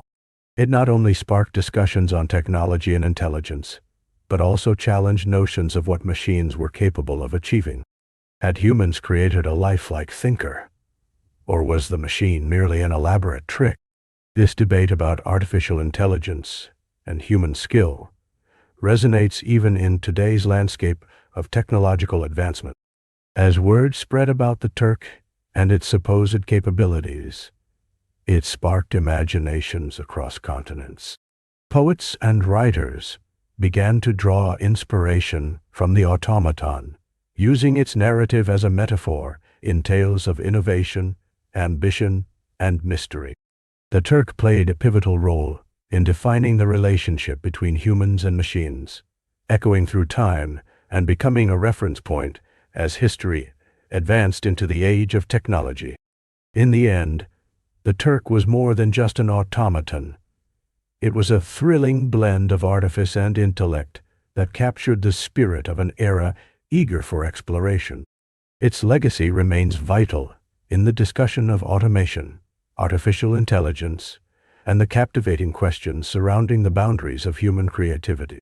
The fascination that surrounded the Turk continues to intrigue modern enthusiasts of history, technology, and chess, leaving us to ponder the enduring mystery of invention and the hidden talents that can lurk just beneath the surface. As the curtain closed on the Turk's exhibitions more than 2 centuries ago, it signified not only a peak moment in entertainment history, but also a profound reflection on how we perceive intelligence and creativity, reminding us of the intricate ties between human skill and mechanical performance that we have only begun to explore. The fascination endures, prompting us to consider the future of human and machine interaction. The legacy of the Turk lives on in our ongoing quest to understand the interplay between humanity and the mechanical world we inhabit. The story of Pope Joan stands as one of the most captivating legends of the medieval period, shrouded in intrigue and controversy. This tale has sparked curiosity, debate, and even disbelief throughout history. According to the legend, Pope Joan was a woman who disguised herself as a man and ascended to the papacy during the Middle Ages, ultimately ruling as pope for several years before her true identity was revealed. The origins of this captivating narrative are somewhat obscure, with most accounts dating back to the 13th century. Some historians suggest that the legend may have emerged as a result of a growing awareness of women's capabilities and contributions in various spheres during a time when such recognition was rare. The story is often set against the backdrop of an era dominated by patriarchal structures, where women were frequently undervalued and barred from positions of power, especially within the church. In the legend, Joan is portrayed as highly educated, intelligent, and well-versed in theology. Such traits are noteworthy, especially considering the limited access to education that women experienced in that time frame. Various versions of the tale narrate her journey from being the daughter of a learned man to her eventual rise within the ecclesiastical hierarchy.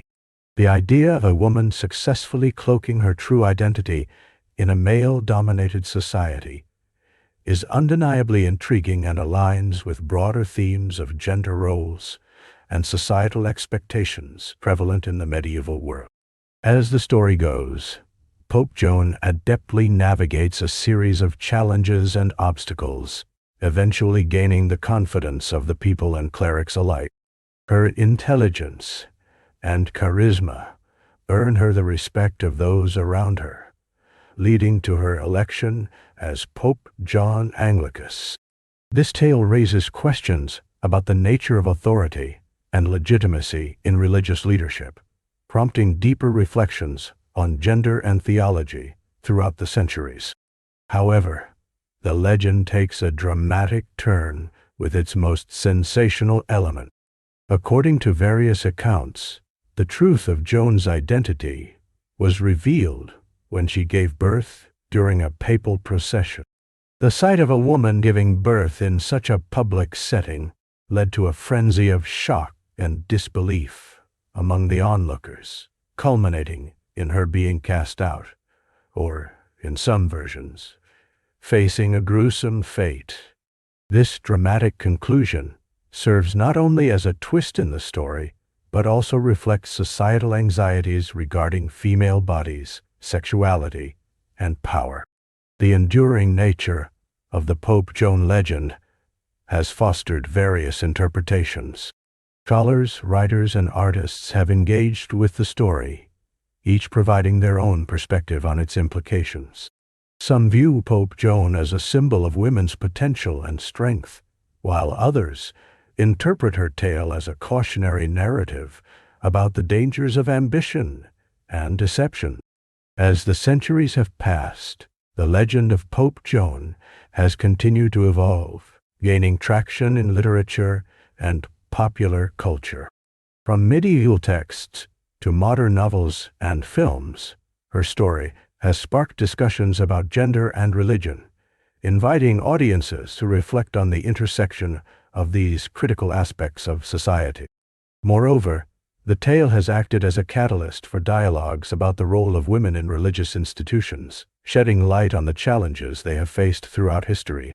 While the existence of Pope Joan remains a matter of debate, the powerful imagery and themes woven into her narrative are undeniable.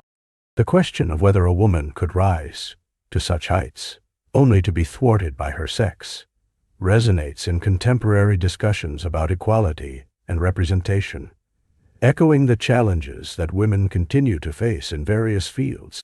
In recent years, the figure of Pope Joan has inspired a resurgence of interest, encouraging both men and women to engage with her story as a means of exploring broader issues surrounding gender, power dynamics, and the historical context of religious practices. The fascination with Joan's life and the ambiguity of her existence serve as a reminder of the complexities surrounding historical narratives, where fact and fiction often intertwine, provoking thought and discussion. Regardless of historical veracity, the tale of Pope Joan stands as a significant cultural touchstone, embodying the timeless struggle for recognition and equality.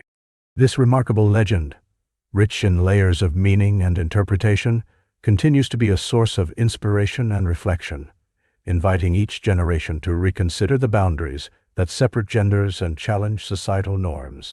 In delving into this narrative, listeners are encouraged to contemplate the myriad ways in which individual identities, whether historical or mythical, contribute to the evolving tapestry of human experience across time and culture. In the fall of 2009, an extraordinary story captured the attention of millions across the United States. It involved a small boy, a homemade balloon, and a whirlwind of media coverage that spiraled into an unforgettable saga of both fear and intrigue. This event would come to be known as the Balloon Boy Hoax, a tale that highlighted the complexities of media sensationalism and the lengths some individuals might go to seek notoriety. It all began on a bright October day in Colorado, when a family called authorities to report that their 6-year-old son, Falcon Heaney, had floated away in a large helium-filled balloon. The story broke rapidly, igniting a media frenzy that had news channels broadcasting live coverage of the balloon as it drifted through the sky. As it soared, the nation watched with bated breath, touching on chords of parental concern and existential wonder. How could a child be lost in the skies? And what would happen if he didn't come back? The Hean family, consisting of Falcon, his older brother Bradford, and parents Richard and Mayumi, made for a compelling narrative. Richard Hean, the father, was a self-described experimenter and aspiring filmmaker, and he had built the balloon himself, which resembled a flying saucer. As the balloon floated higher and higher, anxiety gripped viewers. Questions flooded social media and news outlets. Was Falcon in there? How on earth could this happen? People from all walks of life tuned in, drawn by a story so bizarre that it felt like a scene from a movie. As the balloon made its way across Colorado's picturesque landscape, authorities scrambled to intercept it. Rescue crews prepared to deploy helicopters, and countless volunteers joined the effort to locate the missing boy. The situation grew tense, and emotions ran high. Families and friends were glued to their screens, praying for a safe return. It was a captivating piece of news that united individuals in a common goal: to find a missing child. But amid this gripping narrative, developments took an unexpected turn. As law enforcement officials worked tirelessly, a surprising piece of information emerged. Falcon Heaney was not in the balloon, And in fact, he was at home all along, hiding in a box in the family's attic. When the balloon finally landed, the world soon learned that the entire incident was a calculated and elaborate scheme. The story that had enchanted the nation unraveled before everyone's eyes, revealing itself to be nothing more than a publicity stunt. When interviewed on television shortly after the hoax was revealed, Falcon's surprising admission caught many off guard. He casually stated that he had hidden because his family told him to do it. This statement, delivered with the innocent nonchalance of a young child, turned the whole narrative on its head. People were not only fascinated by the story of the missing boy, but were also intrigued by the motivations behind the stunt. As news outlets and social media buzzed with reactions, the Heaney family faced backlash.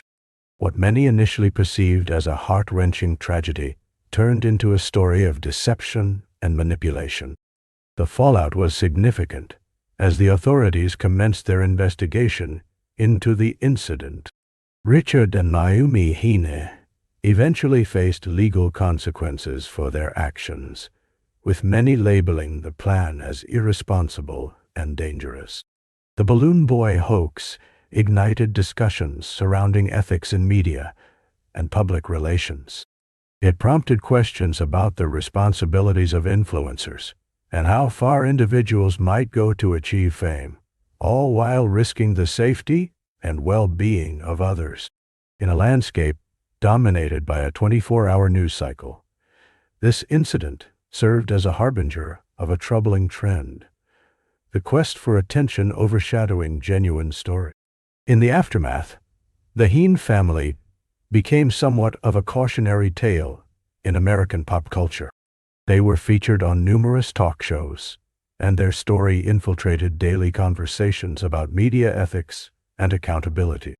The incident birthed parodies, memes, and even segments on popular television shows, turning the family into unwitting celebrities despite the tragic narrative spun around them. Lessons emerged, changing the way media outlets reported breaking news. As viewers and consumers of information, people began to develop a more critical eye, prompting a broader conversation about trust and sensationalism in journalism.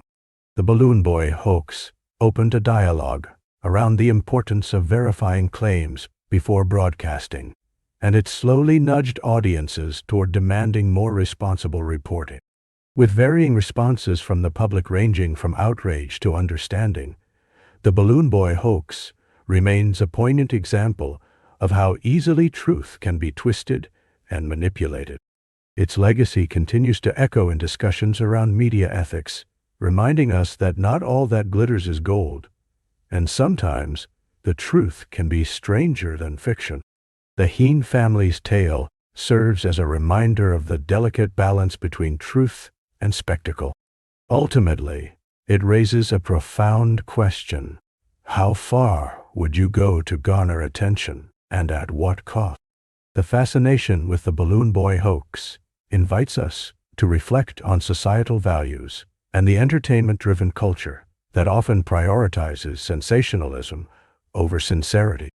In the mid-19th century, a captivating curiosity captured the imagination of countless individuals across the United States and Europe. This extraordinary spectacle was none other than the Feejee Mermaid, an exhibit that purported to showcase a genuine mermaid, a mythical being believed to dwell in the depths of the ocean, embodying the beauty of a human form, coupled with the grace of a fish.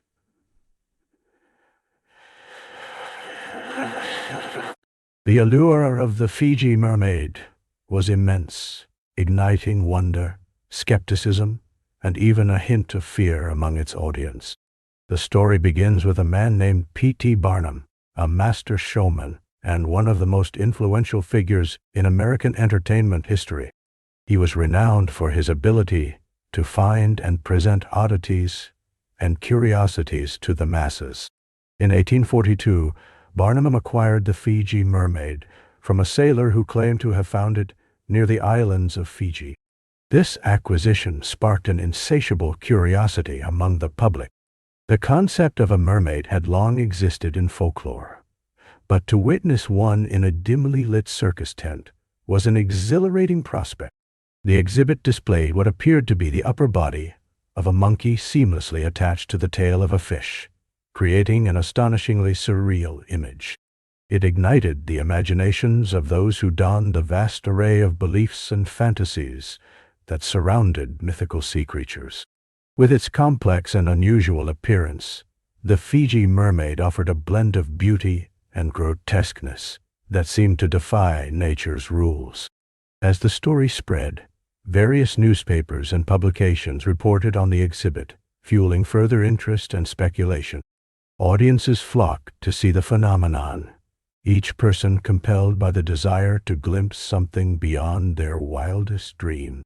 Was this creature really a mermaid, or merely an ingenious hoax? The uncertainty only added to the spectacle. The display was a masterful blend of reality, illusion, and the era's fascination with the natural world. Some enthusiasts debated the authenticity of the Feejee Mermaid, while others believed in its existence wholeheartedly. The ensuing discussions echoed throughout various social circles, transcending mere entertainment to become the subject of earnest conversations in salons and taverns alike. Skeptics argued that the creature was a clever fabrication, an artful arrangement meant to draw crowds and generate revenue. Yet, it was precisely this ambiguity that made the Feejee Mermaid an emblem of the era, a time when exploration, discovery, and the unknown reigned supreme. During this period, the world was rapidly changing. Advances in science were both illuminating and perplexing, sparking a thirst for knowledge that balanced between empirical inquiry and imaginative wonder. Just as Darwin's theories were beginning to challenge established beliefs regarding human origins and relationships to other species, the Feejee Mermaid echoed these sentiments. It was a physical manifestation of the marriage between reality and fantasy. The line between the two was sometimes as ambiguous as the secrets of the deep sea. The exhibit garnered immense attention, leading to various other similar attractions emerging across the globe, each claiming to reveal extraordinary beings. The Feejee Mermaid became a template for a host of other bizarre creatures and sideshows, reflecting society's endless appetite for the curious and the strange. These displays often utilized the tension between truth and falsehood to attract visitors, cleverly exploiting human nature's fascination with the unknown. However, the truth behind the Feejee Mermaid eventually surfaced. Studies revealed that the creature had been constructed through the combination of a fish tail and the torso of a mummified monkey. This revelation may have disappointed some, yet it also served to enhance the legend further. The unveiling of the mermaid's true nature did not extinguish the audience's intrigue. Instead, it ignited a different conversation about deception and belief. What lengths might people go to in search of enchantment and wonder? As years passed and the novelty eventually faded, the Feejee Mermaid remained a pivotal symbol of a bygone era, illustrating both the scientific curiosity and the thirst for the extraordinary that characterized the time. Barnum's exhibit became a fascinating chapter in the history of entertainment, highlighting how human imagination can inspire the most incredible stories, often blending fantasy with fragments of reality. Its legacy continues to reverberate in modern culture, inspiring discussions about the boundaries of truth and the allure of legends. In today's world, tales like that of the Feejee Mermaid remind us of our intrinsic desire to explore and understand the unknown. It serves as a testament to the curiosity that drives us to seek extraordinary stories, whether in the world of myths, creatures of the deep, or the wonders that lie just beyond our grasp. It encapsulates the enchanting essence of humanity's ever-questing spirit, revealing that even in fabricated curiosities, there lies a blend of fascination, fear, and hope. A dance between what is real and what we dream can be. What stories will emerge in tomorrow's curiosities? And what truths will they unveil? The essence of exploration persists, sprinkling the world with the magic of wonder and the promise of discovery. The man in the iron mask remains one of the most captivating figures in history, shrouded in mystery and intrigue. This enigmatic person is remembered primarily for the iron mask that supposedly concealed his identity, creating a whirlwind of speculation that has lasted for centuries. While historical details surrounding this figure are less than clear, various accounts and interpretations have led to fervent debates among historians, writers, and curious minds alike. The story of the man in the iron mask can be traced back to the late 17th century in France, during the reign of King Louis XIV.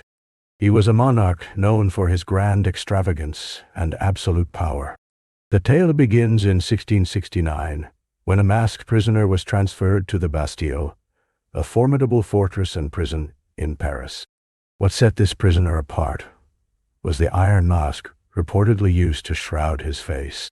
It is said that this mask was crafted from a robust metal and was so tightly fitted that it left no room for the man to remove or adjust it.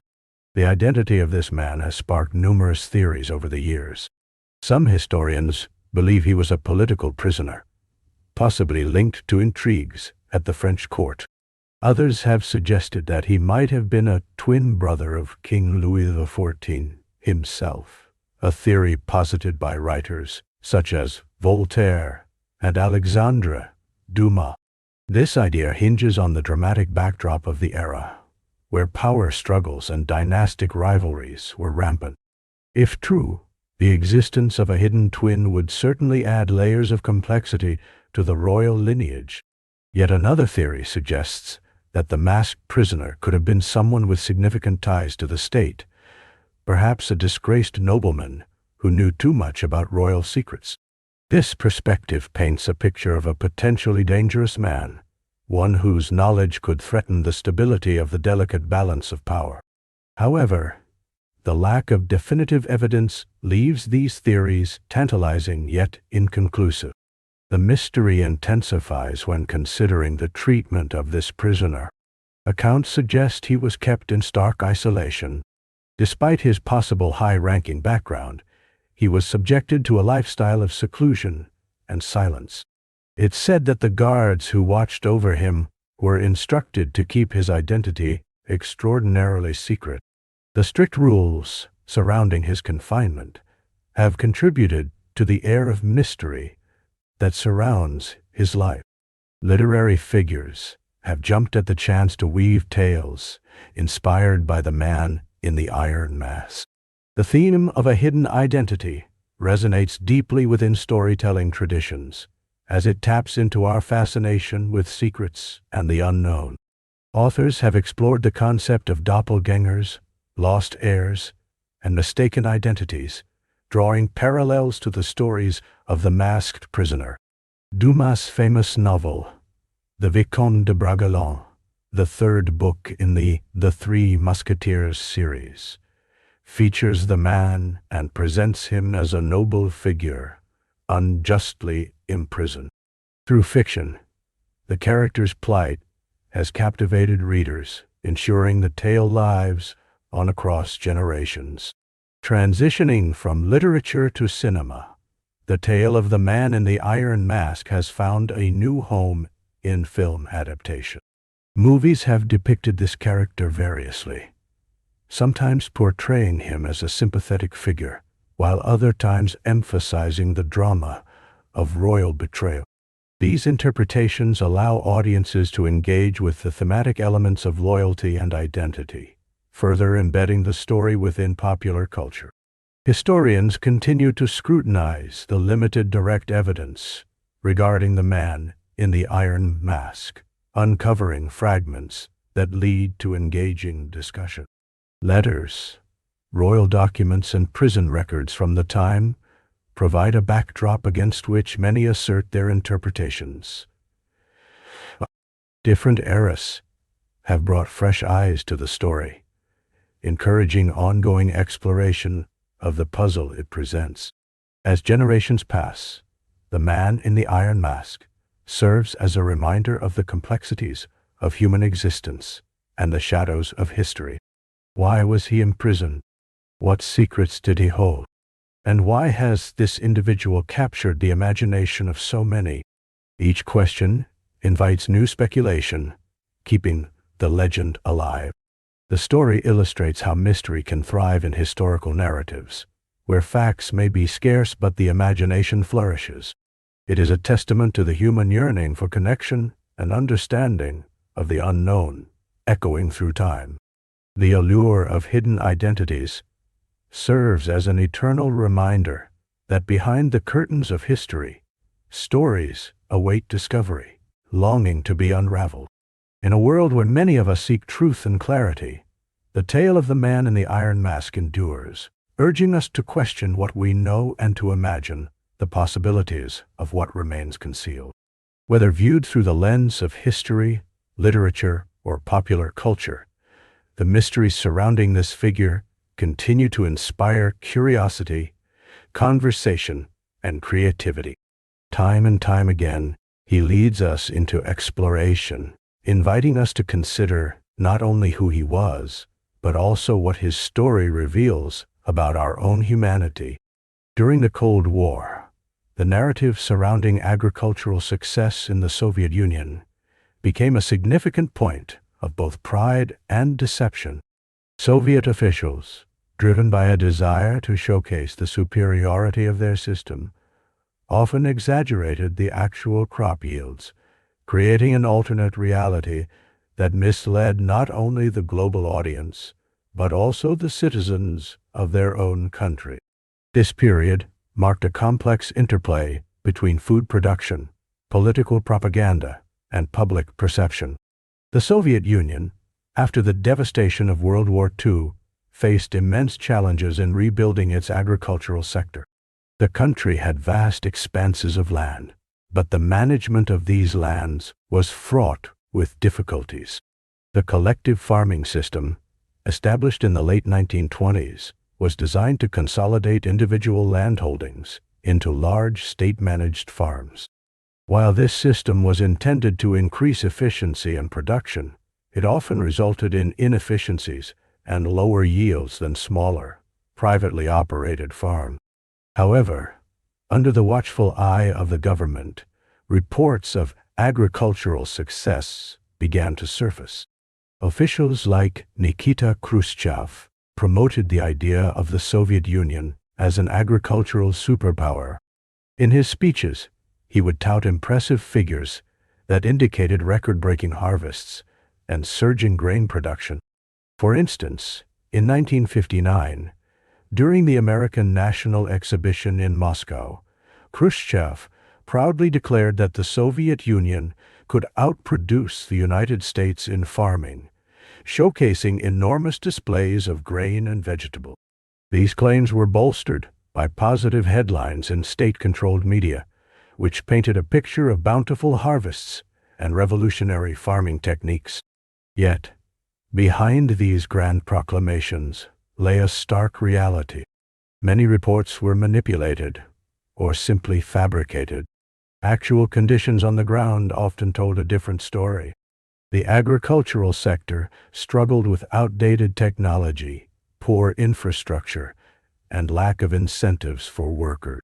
Farmers working on collective farms had little motivation to increase production, since their profits did not depend on their efforts, but rather on the state's predetermined allocations, a recipe for complacency. As the 1970s reached its peak, the discrepancies between reported and actual crop yields became impossible to ignore. While the government stated that production was soaring, the reality for many citizens involved long lines and food shortages, reflecting the truth that things were not as rosy as official reports would suggest. In fact, There were moments when grain had to be imported from abroad to meet the basic needs of the population. This discrepancy was not only a matter of economics, but also a deep-seated political strategy. Maintaining the image of agricultural success served to uphold the ideology of communism as a viable alternative to capitalism. Soviet leaders felt compelled to continuously demonstrate that their system could produce abundance and prosperity, thus demonstrating the supposed failures of the capitalist West. This misinformation served as a tool both to bolster the regime's image internally and to assert its narrative externally. The margin of error in these exaggerated claims often concealed significant struggles. The Soviet agricultural workforce faced numerous challenges, including poor working conditions, bureaucratic inefficiency, and a lack of advanced techniques that could greatly enhance productivity. Farmers often relied on traditional methods, clinging to outdated practices instead of adopting modern technologies that could transform their yields. This neglect for innovation and change fed into a cycle of underachievement, despite the grand claims made by the leadership. In the global arena, these exaggerations had far-reaching implications.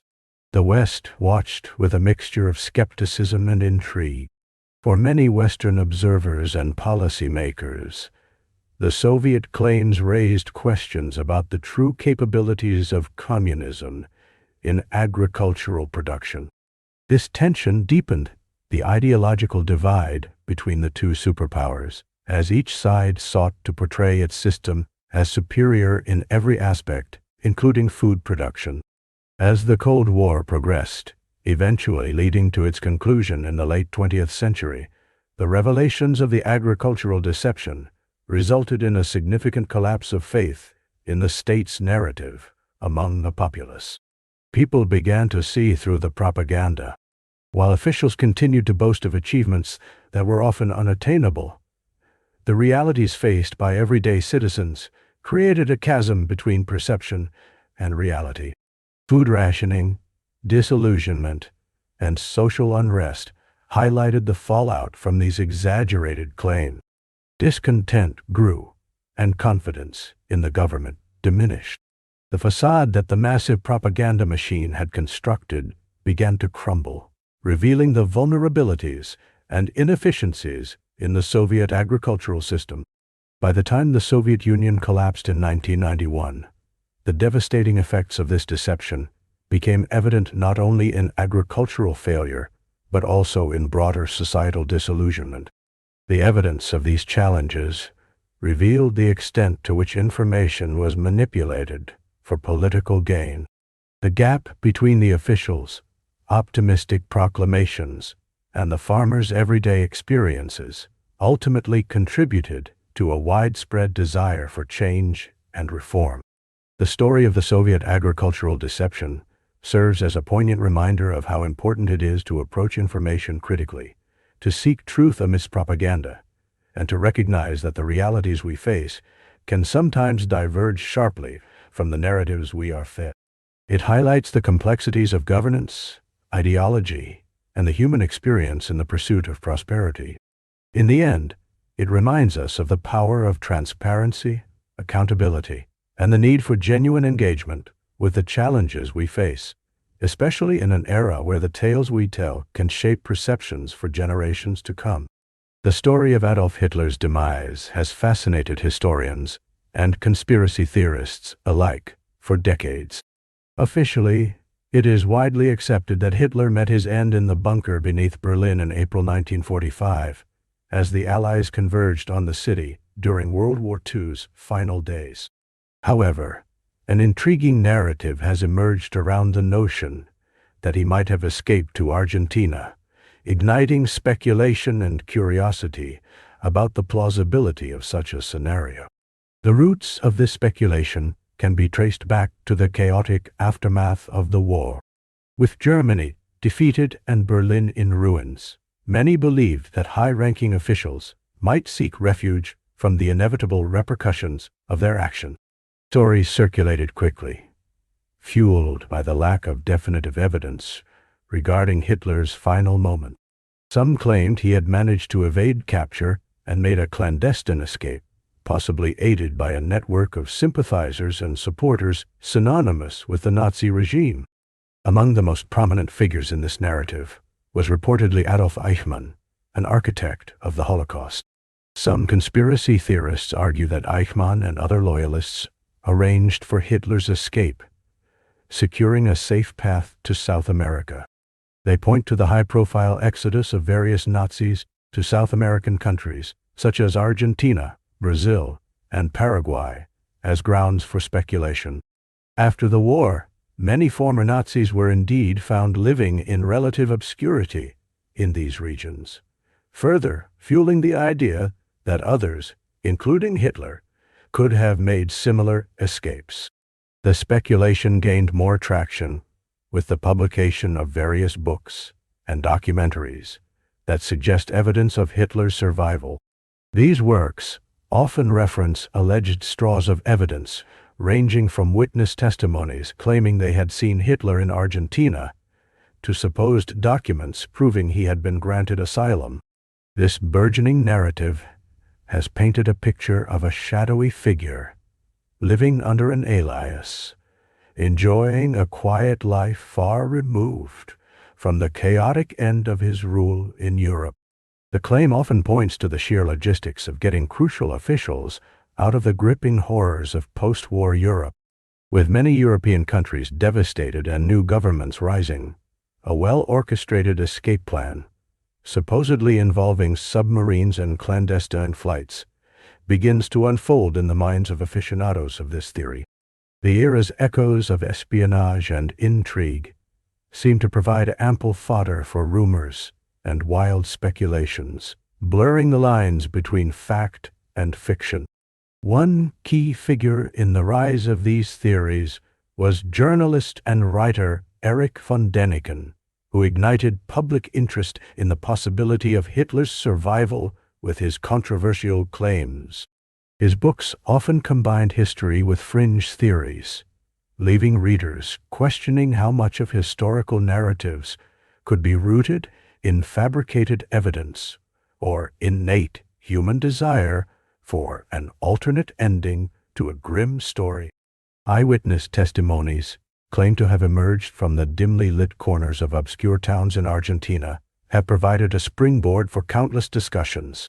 People recount meeting an elderly man with strikingly similar features to Hitler, casually strolling through marketplaces or engaging in local activities, lending a surreal edge to a theory that sounds more like the premise of a thrilling suspense novel than a factual recounting of history. However, the actual historical evidence remains overwhelmingly supportive of the official narrative. Forensic examinations of remains supposedly belonging to Hitler, discovered by Soviet troops and later validated through various methods, align with reports of his demise. Yet, this does not seem to stymie the widespread allure of the escape theories, with the mysterious atmosphere surrounding Hitler's last days and the swift conclusion of his life captivating the imagination of many. As decades pass, documentaries continue to explore the lives of Nazis who fled to South America, leading to persistent interest in the possibility of Hitler's escape.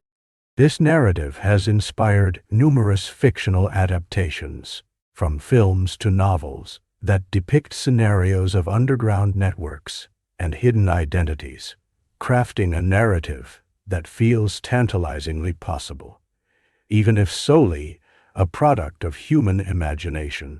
Today, the story retains its allure, weaving together history, speculation, and a touch of fantasy. Whether based on singular incidents, historical reinterpretation, or deeply rooted conspiracy theories, the narrative of Hitler's flight to Argentina serves as a compelling reminder of how history can be shaped, reinterpreted, and spun into various threads of storytelling. It echoes a more significant theme of humanity's relentless quest for answers, especially in the most bewildering and dark periods of our collective past. The possibility of alternate endings continues to captivate minds, demonstrating our enduring need to seek closure, whether through reconciling with history or imagining alternative realities. As we sift through narratives of history, exploring the layers of truth, myth, and everything in between, we may find that the past often holds more mystery than we can ever hope to unravel. The voices of those who lived through the monumental events of the 20th century remind us of the importance of understanding the myriad ways in which history can be interpreted and reinterpreted, for it is in this examination that we glean valuable lessons for the future. The Zinoviev Letter, a political document that appeared in 1924, represents a pivotal moment in British history, showcasing how misinformation and political maneuvering can shape public sentiment and influence elections. This letter is often cited as one of the most significant examples of political forgery in the history of the United Kingdom. The letter was purportedly authored by Grigory Zinoviev, a prominent Bolshevik leader closely associated with Vladimir Lenin and the early Soviet government. It was formatted as an instruction to British communists, urging them to escalate their activities in support of a broader revolutionary movement. However, its authenticity has been widely contested, with many historians believing it was fabricated or exaggerated to sow discord. At the time, Britain was experiencing heightened tensions regarding communism. The aftermath of World War I had left many citizens disillusioned, and the rise of the Soviet Union posed a palpable concern for those in power. This fear galvanized various factions within British society, setting the stage for the emergence of anti-communist sentiment that would soon grip the nation.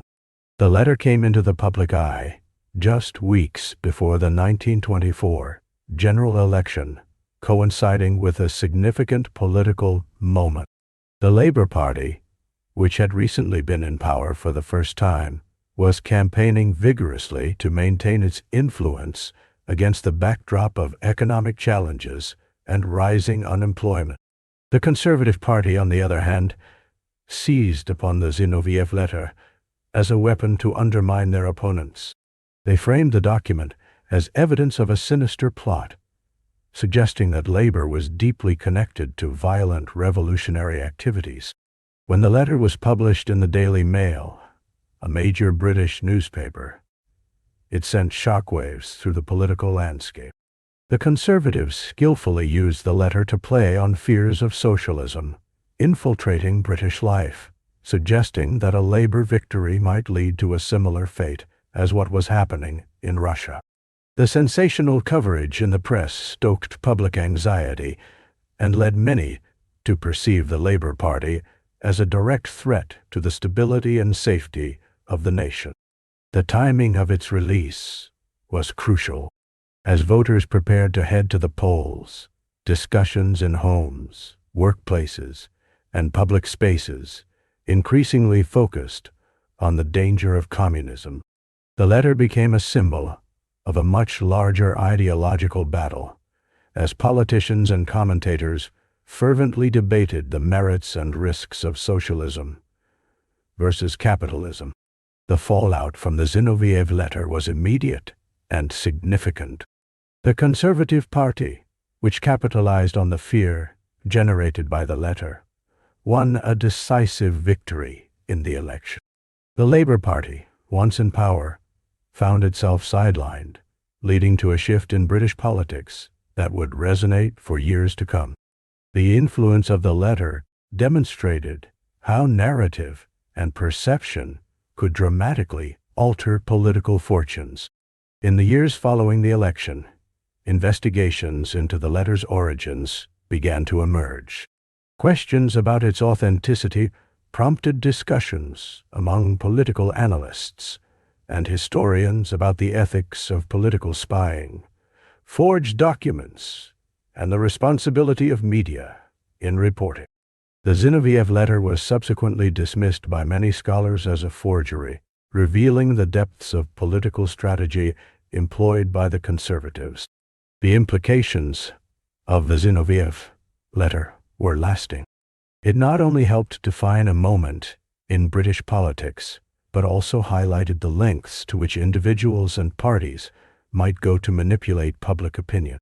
The notion that information, regardless of its accuracy, could be weaponized in the political arena opened a Pandora's box, one that continues to inform contemporary discussions about misinformation in politics. Moreover, this event foreshadowed future instances where false narratives would play a crucial role in shaping electoral outcomes, not just in Britain, but around the world. The Zinoviev Letter stands as a cautionary tale about the interaction between politics and media, illustrating the powerful impact of crafted narratives on democracy. As our understanding of historical events evolves, the Zinoviev Letter remains a vital case study in the dynamics of fear, manipulation, and the interpretation of truth in political discourse. The power of a single document and the fervor with which it was disseminated gives us much to ponder in our modern age, where information continues to swirl in an ever-complicated media landscape. The legacy of the Zinoviev Letter is a reminder that in the world of politics, perception can dramatically alter reality, and that the stories we tell can have consequences far beyond the moment. In the fascinating realm of history, few subjects are as intriguing and contentious as the Vinland Map.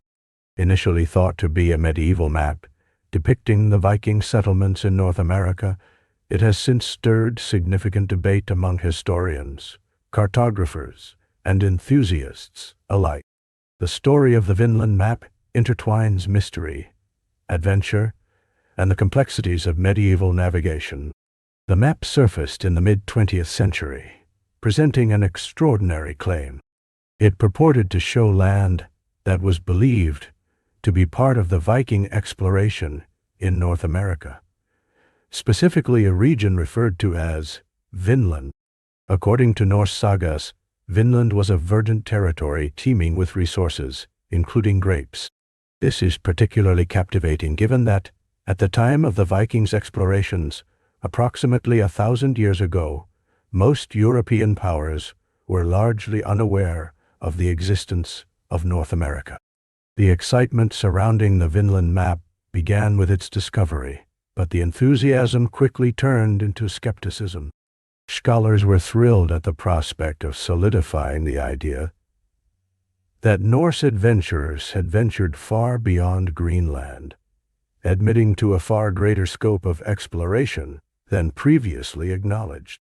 The notion of Viking settlements in America ignited imaginations, painting visions of Norse ships navigating icy waters, encountering indigenous peoples, and the exchange of goods and cultures across the Atlantic. However, as researchers delved deeper into the map's origins, questions about its authenticity began to emerge. It featured several peculiarities that seemed inconsistent with what was understood about medieval cartography. Scholars noted discrepancies in the ink used, the style of drawing, and the geographical accuracy of the regions as depicted on the map. For instance, the way the land was represented did not align with the conventions that were observed in maps from the time period it was purportedly created. The turning point in the controversy arrived when a group of scientists conducted rigorous testing on the materials of the map. Wayne. Their findings revealed that the ink contained a modern pigment not available in the medieval period. This discovery sparked debates about whether the map was a well-crafted forgery or a meticulously preserved artifact of genuine historical significance. The implications of the Vinland Map are profound. If authentic, it would not only change the narrative of Viking explorations, but also the broader understanding of transoceanic voyages prior to Columbus in 1492. It would suggest a nuanced timeline of exploration, offering insights into the interaction between different cultures long before the age of European imperialism commenced. Ironically, the fierce debates around the map reflect larger themes in historical scholarship.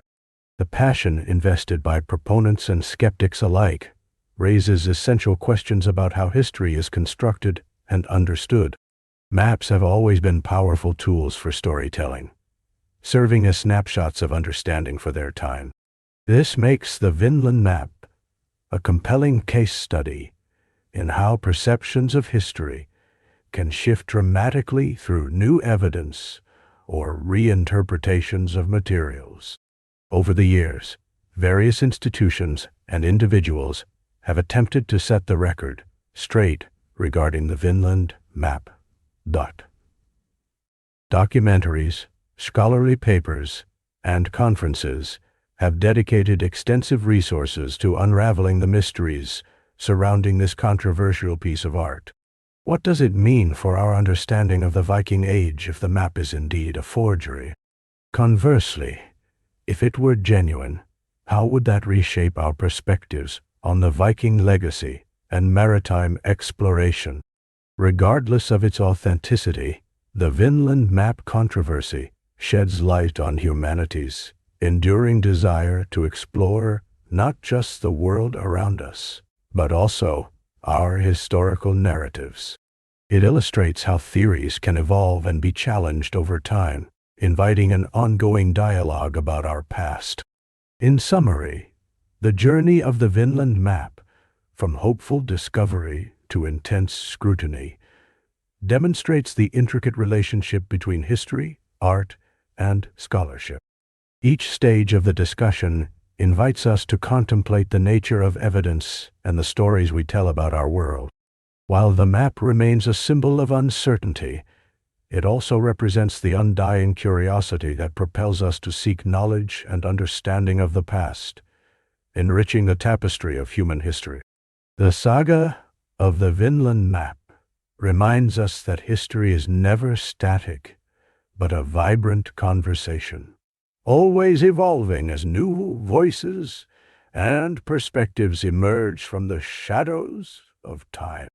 In the aftermath of World War II, the political landscape of Europe was evolving rapidly, and with it, the historical narratives that defined the era. Among the significant events connected to this tumultuous time is the controversy surrounding the alleged diaries of Benito Mussolini, the Italian fascist leader and a pivotal figure in 20th century history. These purported diaries emerged in the post-war years, igniting debates among historians, scholars, and the public about their authenticity and legitimacy. The diaries claim to offer a personal glimpse into the mind of Mussolini, detailing his thoughts, feelings, and reflections during a critical period for Italy and the world. The allure of such documents is undeniable. They promise not only insights into Mussolini's inner workings, but also a better understanding of the ideology and motivations behind Italian fascism. In an age desperate for truth, the diaries appeared as a potential treasure trove of historical insight, a way to delve deeper into the complexities of a man who was both revered and reviled. However, skepticism arose almost immediately. There were inconsistencies in the writing style, and numerous historians pointed out that the content often contradicted established facts or historical narratives. Critical examinations dissected the language, the context, and the very premise of the entries. Scholars started to question the circumstances surrounding the diary's emergence and who benefited from their publication.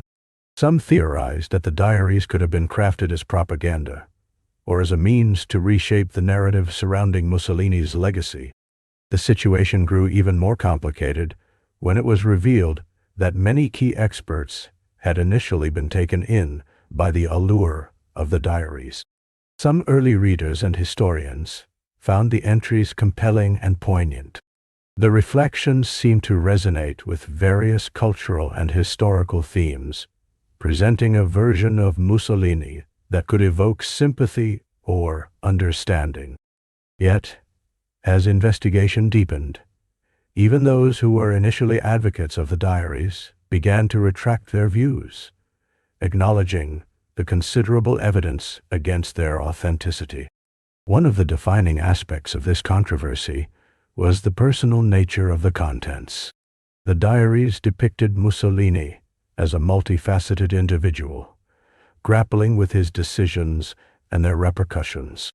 This portrayal added a layer of complexity to a figure often seen in stark black and white terms. Supporters may have viewed these reflections as evidence of human fallibility and struggles, while detractors argued they were an inadequate means of redeeming an otherwise troubling legacy. The ethical implications of presenting potentially forged or fabricated documents also surfaced. What does it mean for history when texts, supposedly containing a first-person narrative from a critical historical figure, turn out to be inauthentic? The implications are profound, as they challenge the foundation upon which historians build their interpretations and understandings. The very act of challenging established histories through dubious sources raises critical discussions about the reliability of primary documents and the responsibilities of historians in assessing them.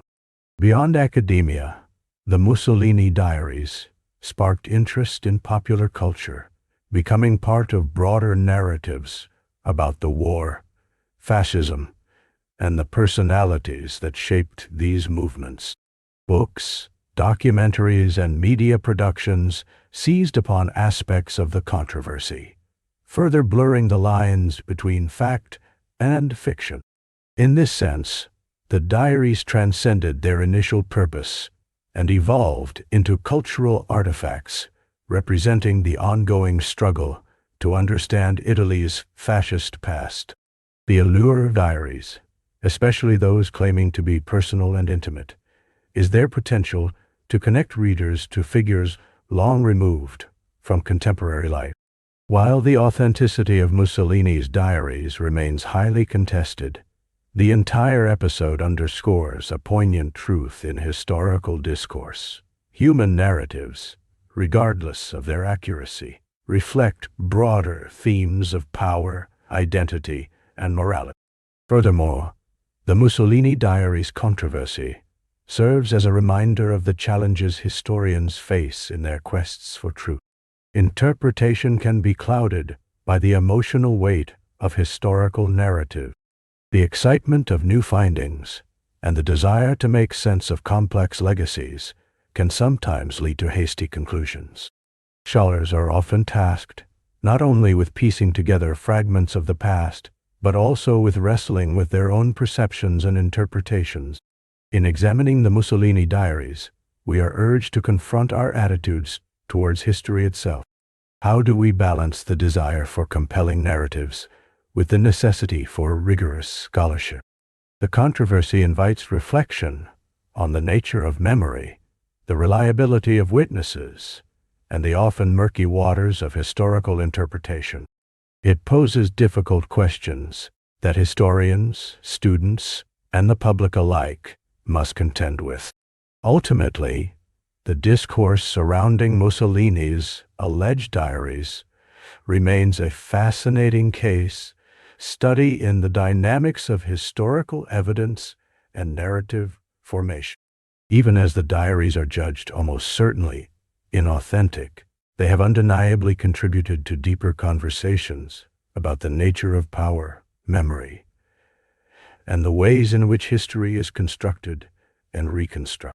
This episode in history serves as a testament to the enduring struggle to make sense of the past, while grappling with the often complex legacies of figures who shaped the world in profound ways.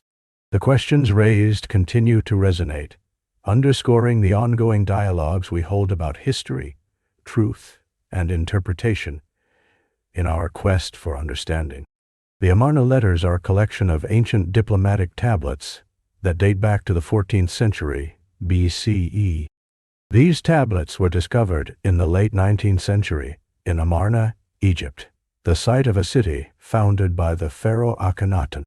The letters provide a fascinating glimpse into the political and social dynamics of the ancient Near East, particularly during a tumultuous period of change in Egyptian history.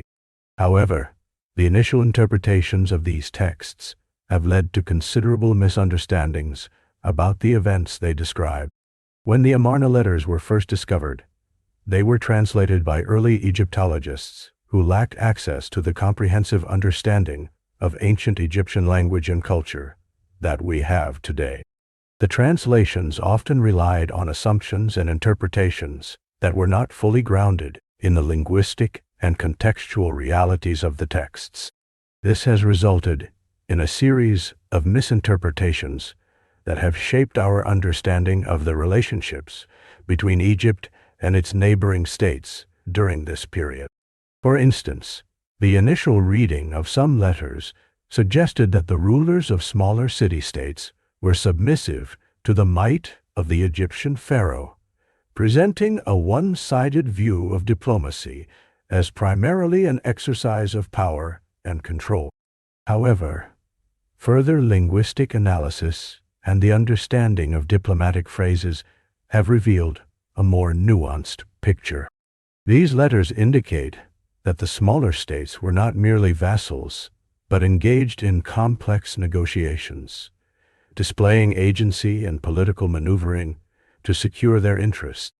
A particular example of this is found in the correspondence between Egypt and the Kingdom of Babylon. Early translators interpreted the Babylonian king's requests for assistance as desperate pleas for support against aggressors. Modern scholars, however, have argued that many of these letters reflect a sophisticated diplomatic language that sought to maintain healthy relationships between powerful states. Rather than desperation, the exchanges can be seen as strategic articulation of alliances that underline the political sophistication of the ancient Near East. Another realm where mistranslation has profoundly impacted interpretation is in the interaction between Egypt and the Hittite kingdom. Initial translations suggested a breakdown in relations marked by aggressive posturing and hostility. However, more accurate translations have revealed that these letters reflected a complex web of interstate relationships, highlighting cooperation and competition rather than outright conflict. The Hittites, like their Near Eastern counterparts, were actively involved in negotiations that shaped the geopolitical landscape.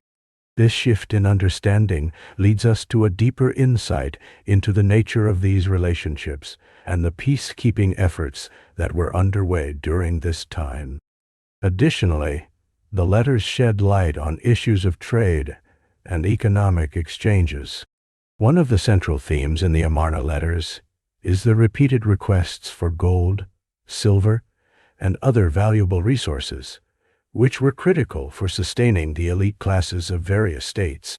Early interpretations may have characterized these requests as indicative of economic dependency, while current understanding depicts a more reciprocal economic relationship, with trade being a vital aspect of political alliances rather than a mere expression of need. The mutual benefits arising from trade emphasize the interconnectedness of these ancient societies as they navigated the complexities of commerce and diplomacy. Importantly, the misinterpretations of the Amarna letters also reflect a broader disconnect between modern scholars and the ancient context. The language used in the letters tends to be rich in metaphor and allegory, which can lead to multiple interpretations. For example, the term used for brother in some letters might express a relationship of friendship and alliance rather than a literal familial bond. These nuances illustrate that the diplomatic language was crafted carefully, requiring a modern understanding that appreciates subtleties in meaning. In light of these factors, much of the historical narrative derived from the Amarna letters has evolved. They are no longer viewed merely as records of a pharaoh's supremacy, but rather as documents that reflect a vibrant tapestry of interactions, negotiations, and relationships among a range of actors in the ancient world. This reevaluation emphasizes the importance of context, careful translation, and an appreciation for the complexities inherent in ancient diplomatic correspondence. As we continue to explore and study these ancient texts, questions about their meanings and implications remain. The Amarna letters serve as a reminder of the ongoing journey of discovery in understanding our past. They showcase humanity's enduring quest for connection, negotiation, and understanding amidst differing powers and cultures. The mistranslations of these tablets, although initially limiting our perspective, have led to richer scholarship today, fostering a deeper appreciation for the diplomatic intricacies of ancient civilizations. Engaging with these texts encourages us to reflect on how language shapes our understanding of history, identity, and relationships in both the ancient and modern world. As we unravel the layers of meaning behind the Amarna letters, we discover not only the history of Egypt, but also the shared narratives that unite diverse cultures across the ages. This process illustrates the dynamic nature of historical interpretation and the continuous reformation of our understanding of the ancient world, driven by new knowledge and perspectives that emerge with time. The Amarna letters ultimately remind us that history is not static. It is alive, always inviting us to delve deeper into its episodes and lessons. In the realm of history, myths and legends often emerge alongside significant events, sometimes overshadowing the harsh realities that underpin them.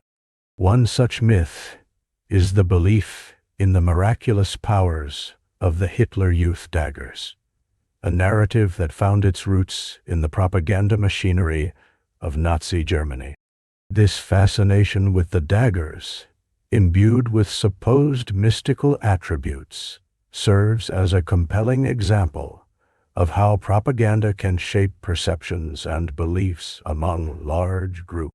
The Hitler Youth was established as a paramilitary organization in 1922 and became a crucial tool for the Nazi regime to instill loyalty and ideological purity among the German youth. Central to the identity of the Hitler Youth was the ceremonial dagger, known as the Hitler Youth dagger. This dagger was presented to young members upon their enrollment, symbolizing a commitment to the values and goals of the Nazi ideology.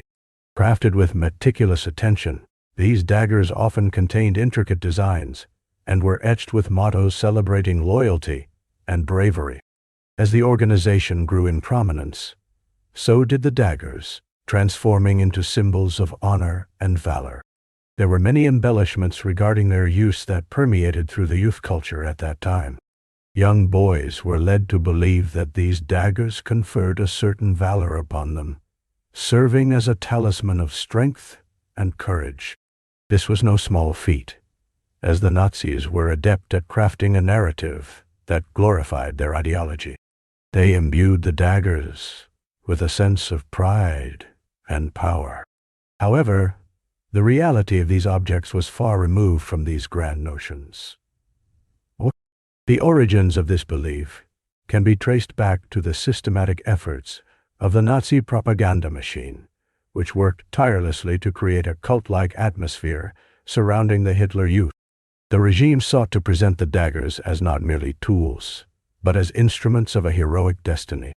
Youth were told that possessing a dagger was not just a rite of passage, but a connection to the grand narrative of German history and nationalism. Stories circulated among the youth, suggesting that these daggers held the power to protect them in battle, or even that they would attract admiration and respect from peers and adults alike. Furthermore, the myths surrounding the daggers were reinforced through ceremonies and rituals.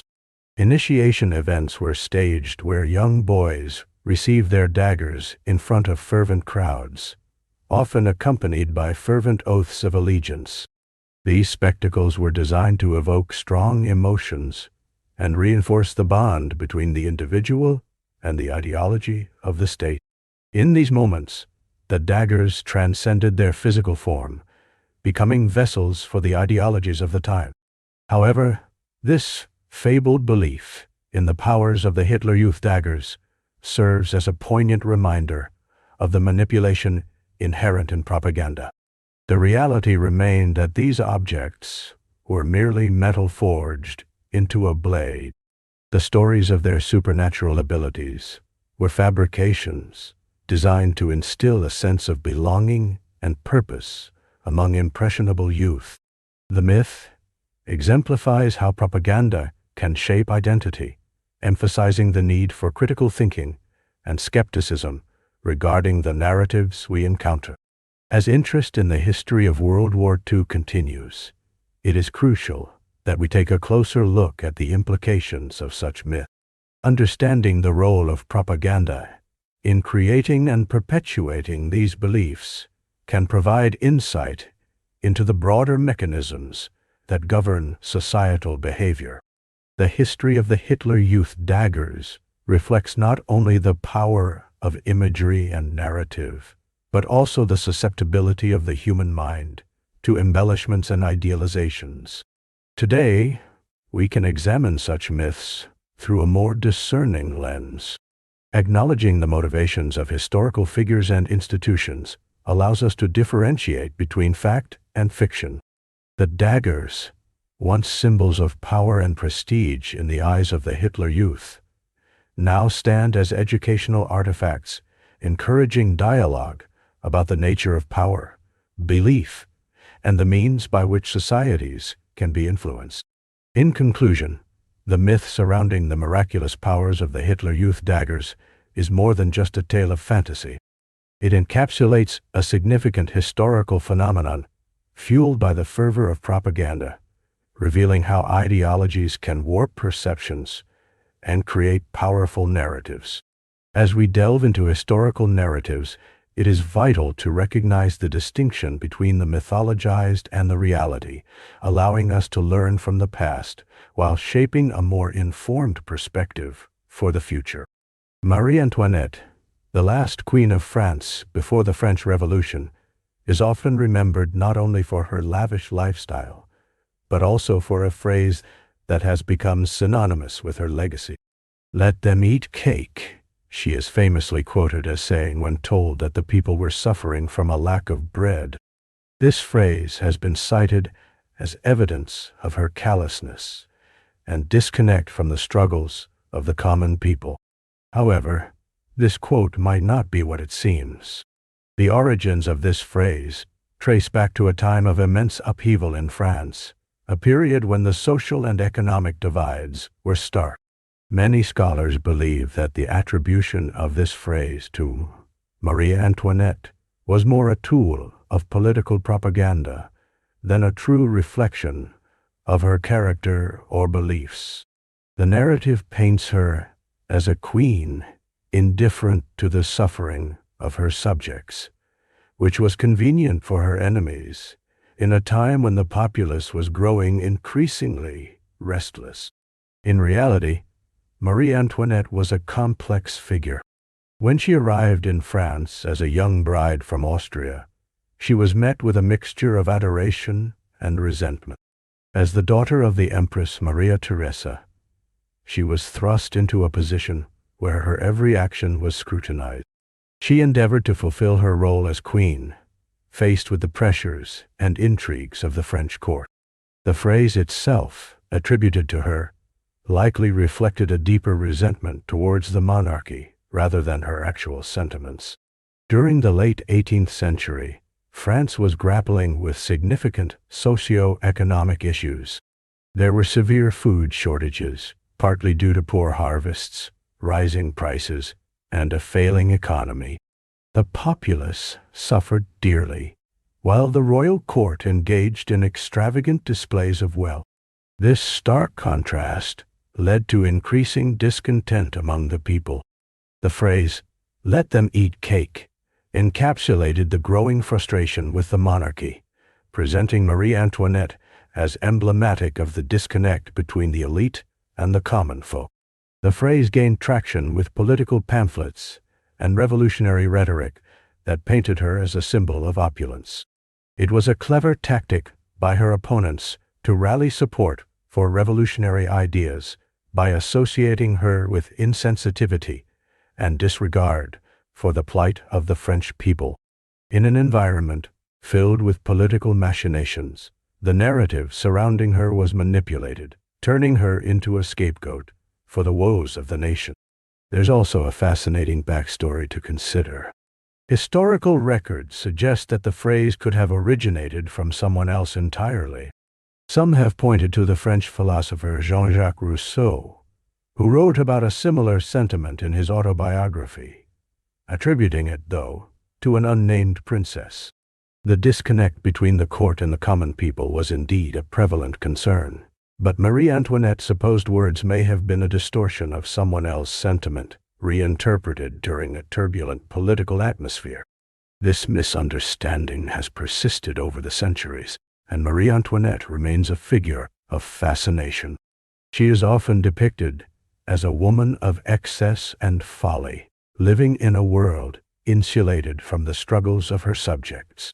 Yet, many historians argue that she did try to influence charitable endeavors and improve conditions for the poor, albeit within the constraints of her royal position. As the tides of revolution swept through France, Marie Antoinette became a symbol of everything that was wrong with the monarchy. Her lavish lifestyle seemed to starkly contrast with the suffering of the common people.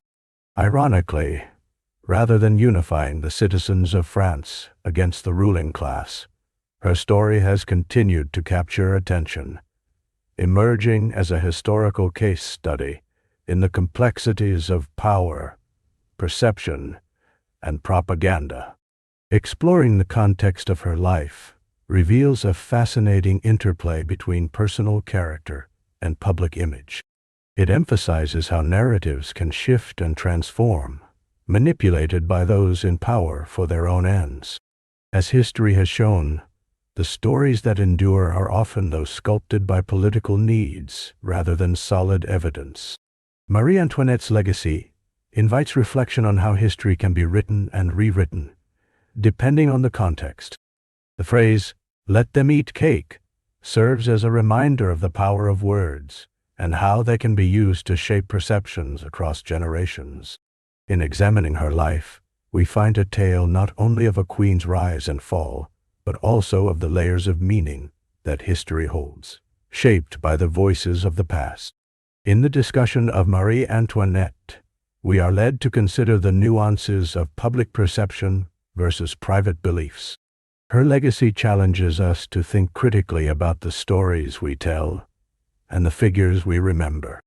Ultimately, Marie Antoinette's tale is not just a reflection of one woman's struggles and triumphs, but a broader commentary on how we perceive authority, wealth, and the relationship between leaders and their people.